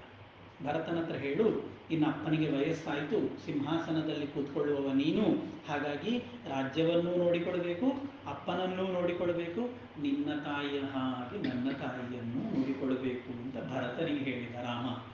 ಅಮ್ಮನಿಗೇನು ಹೇಳಿದ? ಏನು ಬೇಜಾರು ಮಾಡಬೇಡ, 14 ವರ್ಷ ಕಳೆದು ಬರ್ತೇನೆ, ಅಪ್ಪ ಹೇಳಿದ ಹಾಗೆ ಇದ್ದು ಬಿಡು, ಎಲ್ಲ ಒಂದೊಂದೊಂದೊಂದು ಆಯಿತು, ದಾಟಿತು. ದಶರಥನಿಗೆ ಭಯ. ಲಕ್ಷ್ಮಣ ಅಂತ ಹೇಳಿದ. ಅದಕ್ಕೆ ಸುಮಂತ್ರ ಹೇಳ್ತಾನೆ, ಲಕ್ಷ್ಮಣ ಹೇಳ್ತಾನಂತೆ, ಅಹಂ ತಾವನ್ ಮಹಾರಾಜೇ ಪಿತೃತ್ವಂ ನೋಪಲಕ್ಷಯೇ ಭ್ರಾತ ಭರ್ತ ಚ ಬಂಧುಶ್ಚ ಪಿತಾ ಚ ಮಮ ರಾಗ. ಅವ ನನಗೆ ಅಪ್ಪನೇ ಅಲ್ಲ, ಆಯಂಕ ಅಪ್ಪನೇ ಆಯ್ತು. ನನ್ನ ಬದುಕಿನಲ್ಲಿ ನನಗಿನ್ನು ಅಣ್ಣ, ತಮ್ಮ, ಅಪ್ಪ, ಗುರು ಅಂತ ಇದ್ರೆ ಅದು ಅಣ್ಣ ಮಾತ್ರ. ರಾಮರಾಜನಲ್ಲಿ ನಾನು ಅಪ್ಪ ಅಂತ ಗುರುತಿಸುವುದಿಲ್ಲ. ಅಹಂ ತಾವನ್ ಮಹಾರಾಜೇ ಪಿತೃತ್ವಂ ನೋಪಲಕ್ಷಯೇ. ಅವ ನನಗೆ ಅಪ್ಪ ಅಲ್ಲ.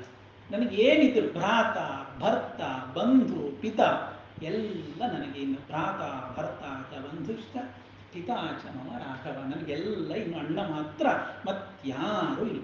ಏನು ತಪ್ಪು ಮಾಡದೆ ಕಾಡಿ ಕಳಿಸಿದಲ್ಲ, ಯಾಕೆ ಕಳಿಸ್ಬೇಕಿತ್ತಂತೆ?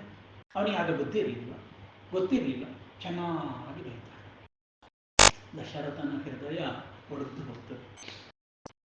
ವಂಶವೃಕ್ಷದಲ್ಲಿ ಭೈರಪ್ಪನವರು, ನಾವು ಯಾವಾಗಲೂ ಸಿಕ್ಕಿದ್ರು ಮಾತಾಡುವಂಥದ್ದು, ಭೈರಪ್ಪನವರು ಒಂದು ಕಡೆಯಲ್ಲಿ ಬರೀತಾರೆ, ತನ್ನ ಸ್ವಂತ ಮಕ್ಕಳಿಂದ ನಿಕೃಷ್ಟಕ್ಕೆ ಒಳಗಾಗುವಂತಹ ತಂದೆ ಅಥವಾ ತಾಯಿಯಷ್ಟು ಕಷ್ಟದ ಬದುಕು ಯಾರಿಗೂ ಇಲ್ಲ ಅಂತ.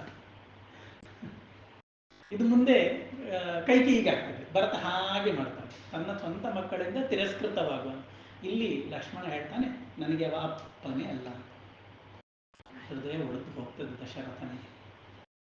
ಸೀತೆಯನ್ನು ಹೇಳಿ ಒಂದು ಮಾತಾಡಲಿಲ್ಲ, ಅಳ್ತಾ ಆಯ್ತು. ಅದೃಷ್ಟಪೂರ್ವ ವ್ಯಸನ ರಾಜಪುತ್ರಿ ಯಶಸ್ವಿನಿ ತೇನ ದುಃಖೇನ ರುದತಿ ನೈವ ಮಾಂ ಕಿಂಚಿದ ಅಬ್ರವೀತ್. ತುಂಬ ಗಟ್ಟಿಯಾಗಿ ಅಳ್ತಾ ಇದ್ಲು. ಒಂದು ಮಾತನ್ನು ಕೂಡ ಸೀತೆ ನನ್ನ ಜೊತೆ ಕೇಳಿಲ್ಲ.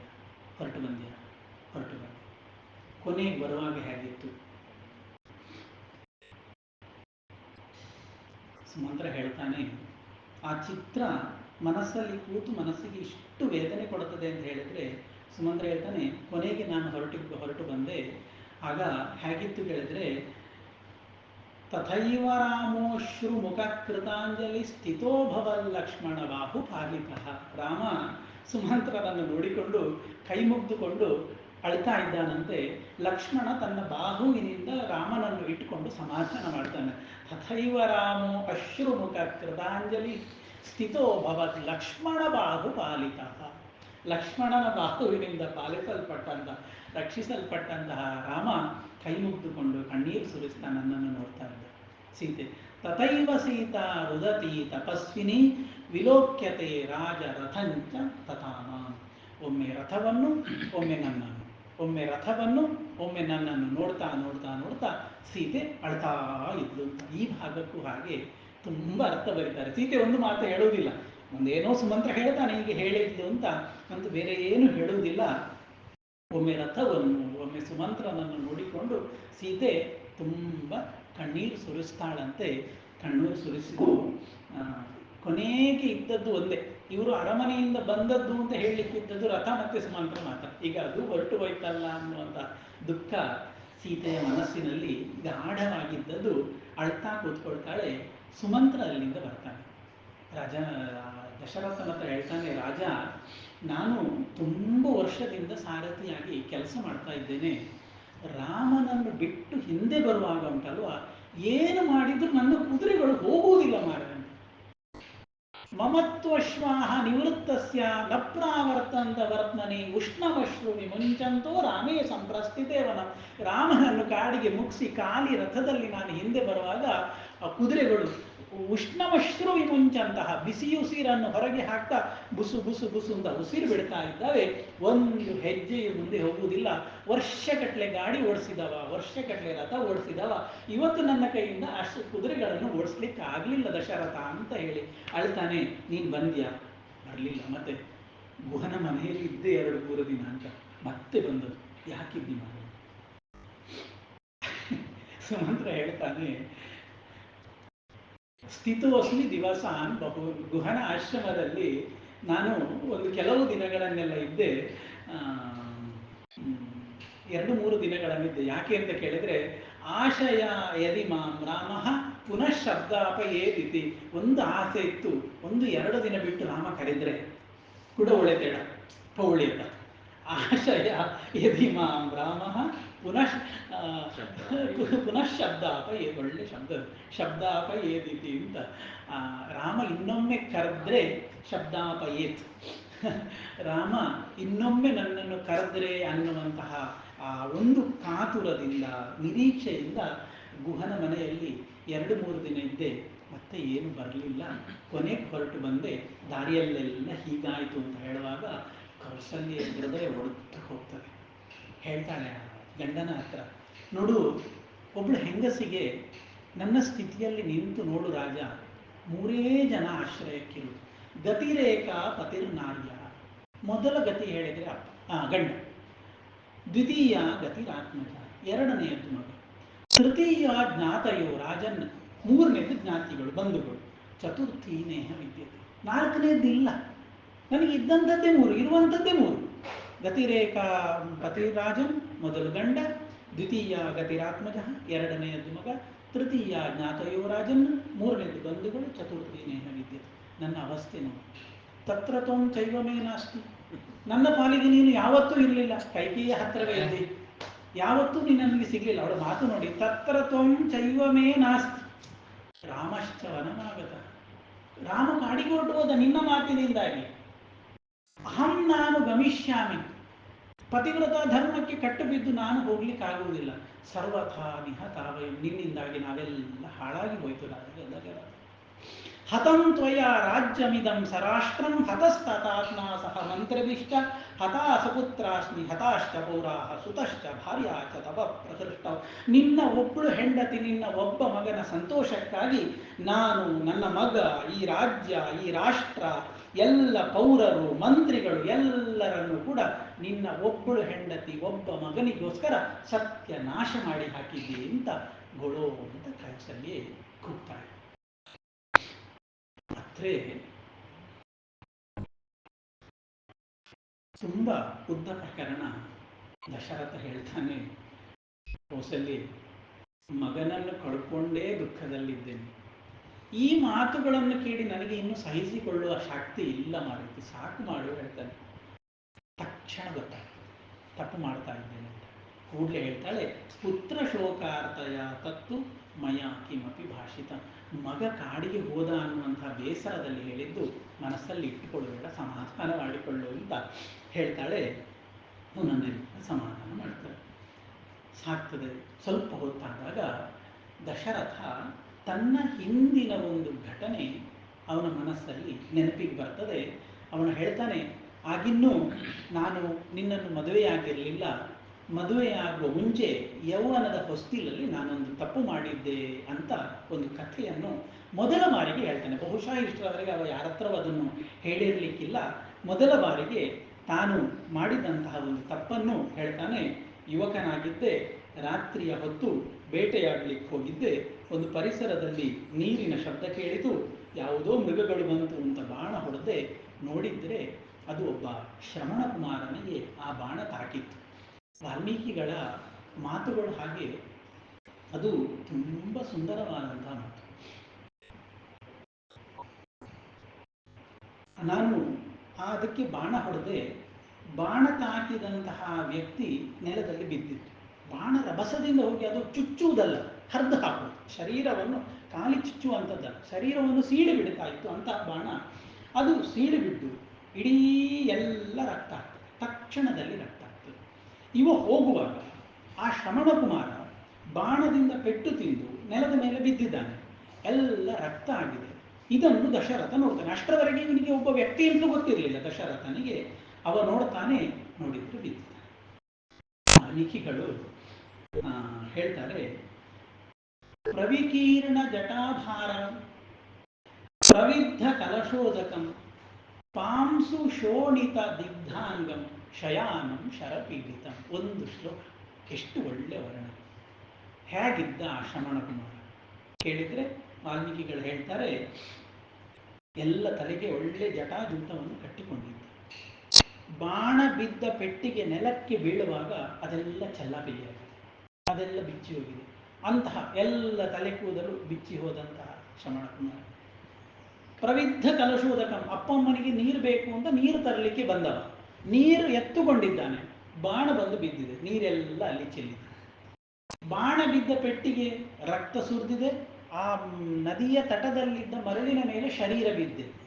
ಪಾಂಸು ಶೋಣಿತ ದಿಗ್ಧಾಂಗಂ, ಪಾಂಸು ಅಂದರೆ ಮರಳು, ಶೋಣಿತ ಅಂದರೆ ರಕ್ತ.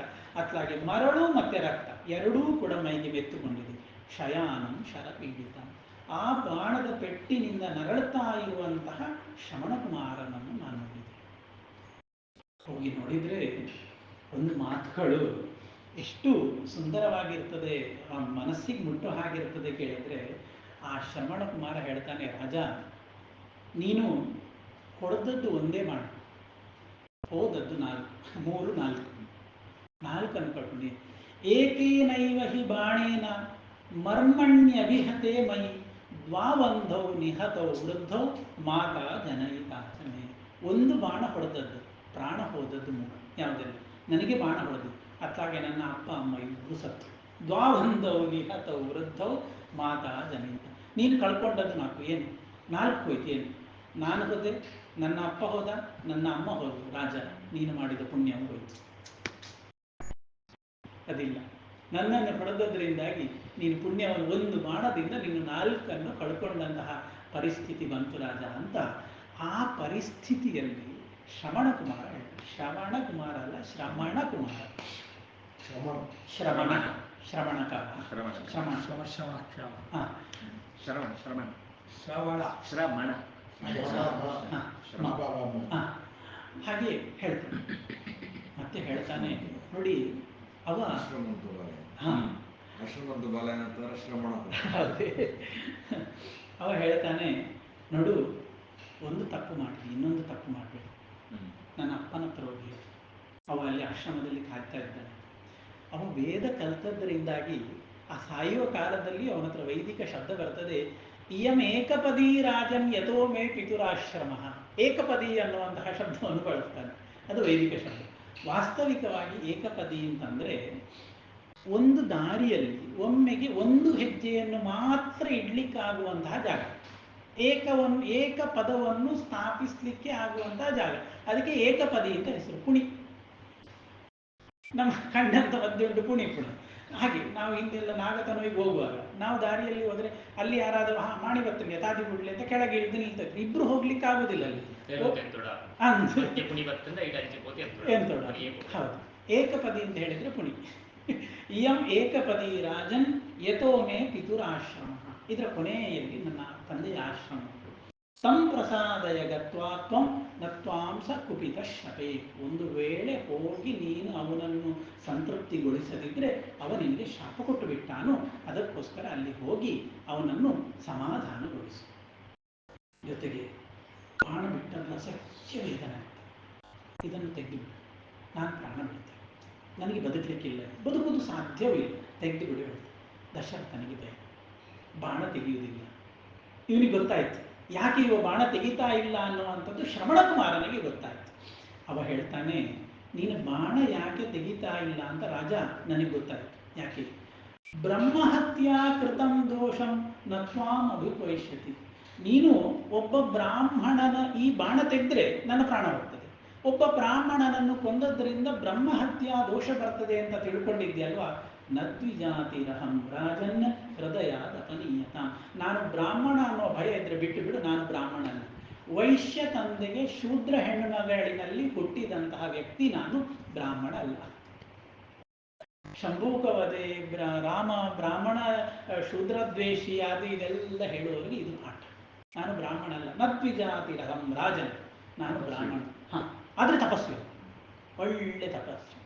ಆಯಿತಾ, ತೆಗೆದು ಬಿಡು. ಅಲ್ಲಿಗೆ ಹೋಗಿ ಅಪ್ಪಮ್ಮನಿಗೆ ಹೇಳು.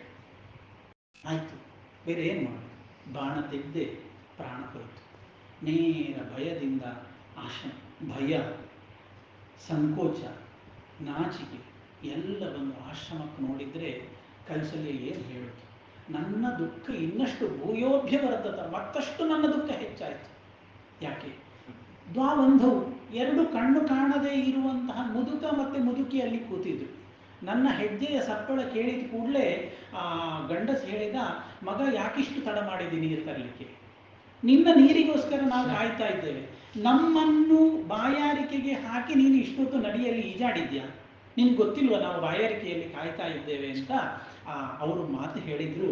ನನಗೇನು ಉತ್ತರ ಹೇಳಲಿಕ್ಕೆ ಆಗಲಿಲ್ಲ. ನಾನು ಅವಳ ಹತ್ರ ಹೇಳಿದೆ, ಕ್ಷತ್ರಿಯೋಹಂ ದಶರಥಃ ನಾಹಂ ಪುತ್ರೋ ಮಹಾತ್ಮನಃ. ನಿಮ್ಮಂತಹ ಮಹಾತ್ಮರ ಮಗ ನಾನಲ್ಲ, ನಾನು ದಶರಥ ಅನ್ನುವಂತಹ ಕ್ಷತ್ರಿಯ. ಏನೋ ಕರ್ಮದ ಪ್ರಾರಬ್ಧದಿಂದಾಗಿ ನನ್ನಿಂದ ತಪ್ಪು ನಡೆದು ಹೋಯಿತು ಅಂತ ಅವರಿಗೆ ವಿಜ್ಞಾಪಿಸಿಕೊಂಡೆ.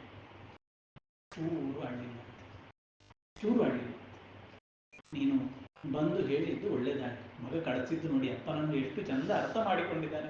ನೀನು ಹೋಗಿ ಹೇಳು, ಇಲ್ಲದಿದ್ದರೆ ಅಪ್ಪ ಶಾಪ ಕೊಟ್ಟು ಬಿಡ್ತಾನೆ ಅಂತ. ಹಾಗೆ ಚೂರಳ್ಳಿ.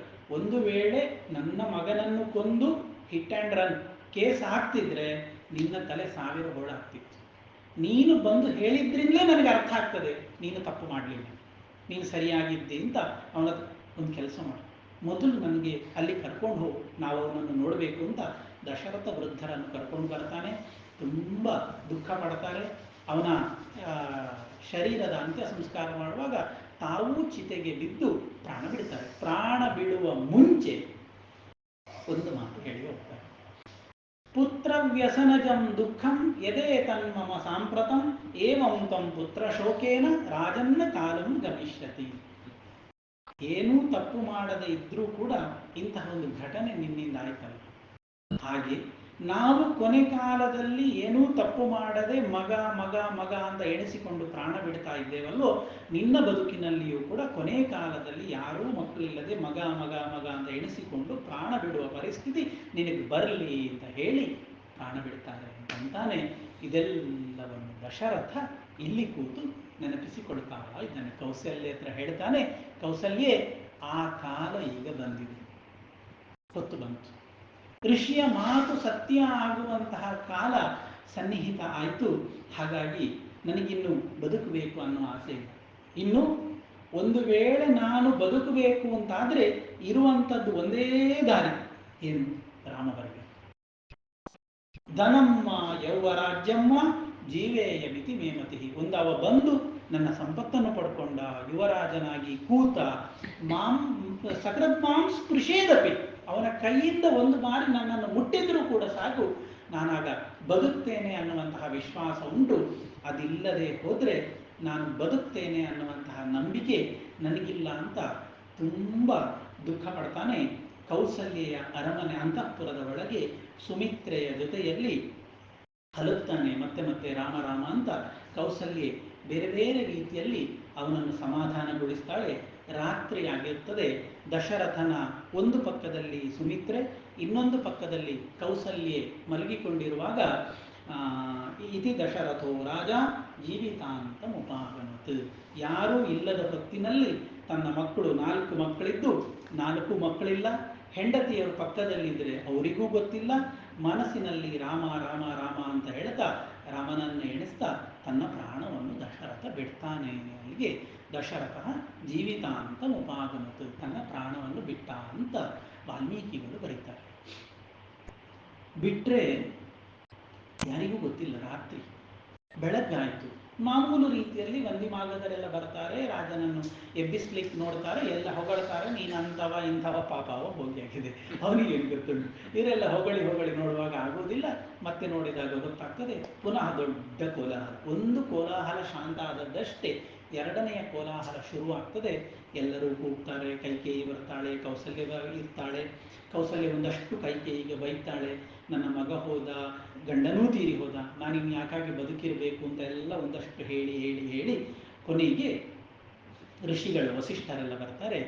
ಈಗ ರಾಜ್ಯ ಅರಾಜಕತೆಗೆ ಸರಿಯಾಗಿ ಹೋಯಿತು. ಈಗಲೂ ಹೋಗಿತ್ತು ಒಂದು ಹಂತದಲ್ಲಿ, ಸರಿಯಾಗಿ ಈಗ ಅರಾಜಕತೆಗೆ ಹೋಯಿತು.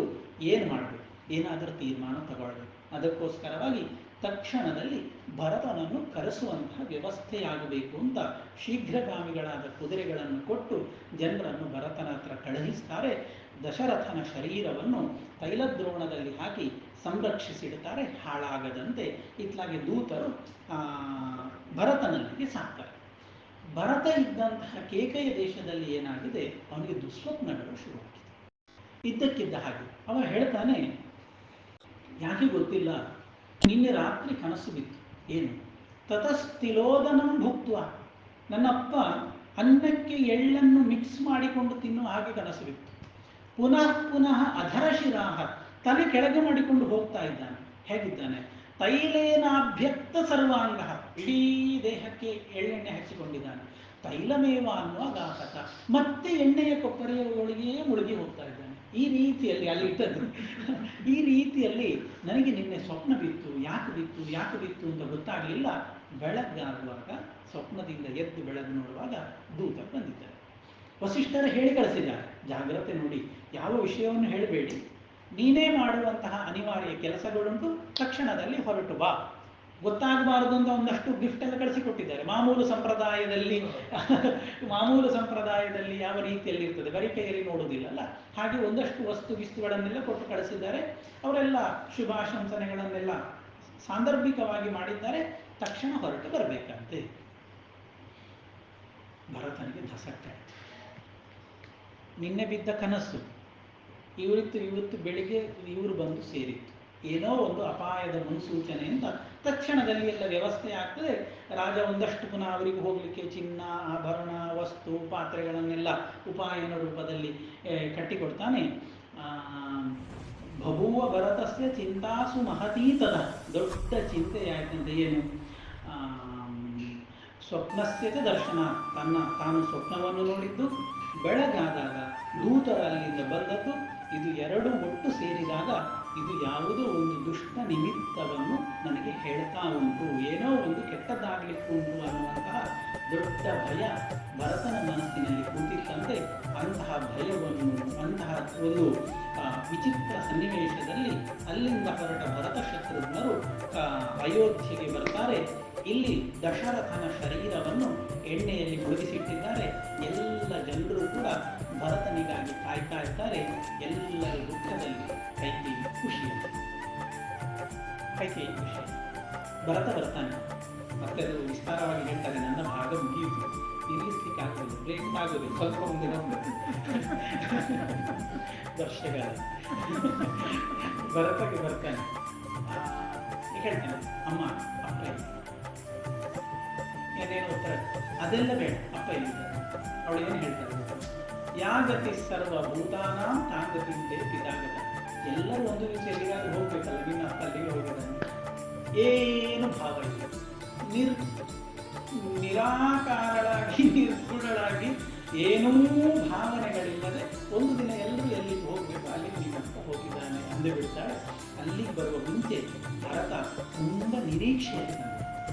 ರಾಮ ಸಿಗ್ತಾನೆ, ಹೀಗೆ ಮಾಡ್ತಾನೆ.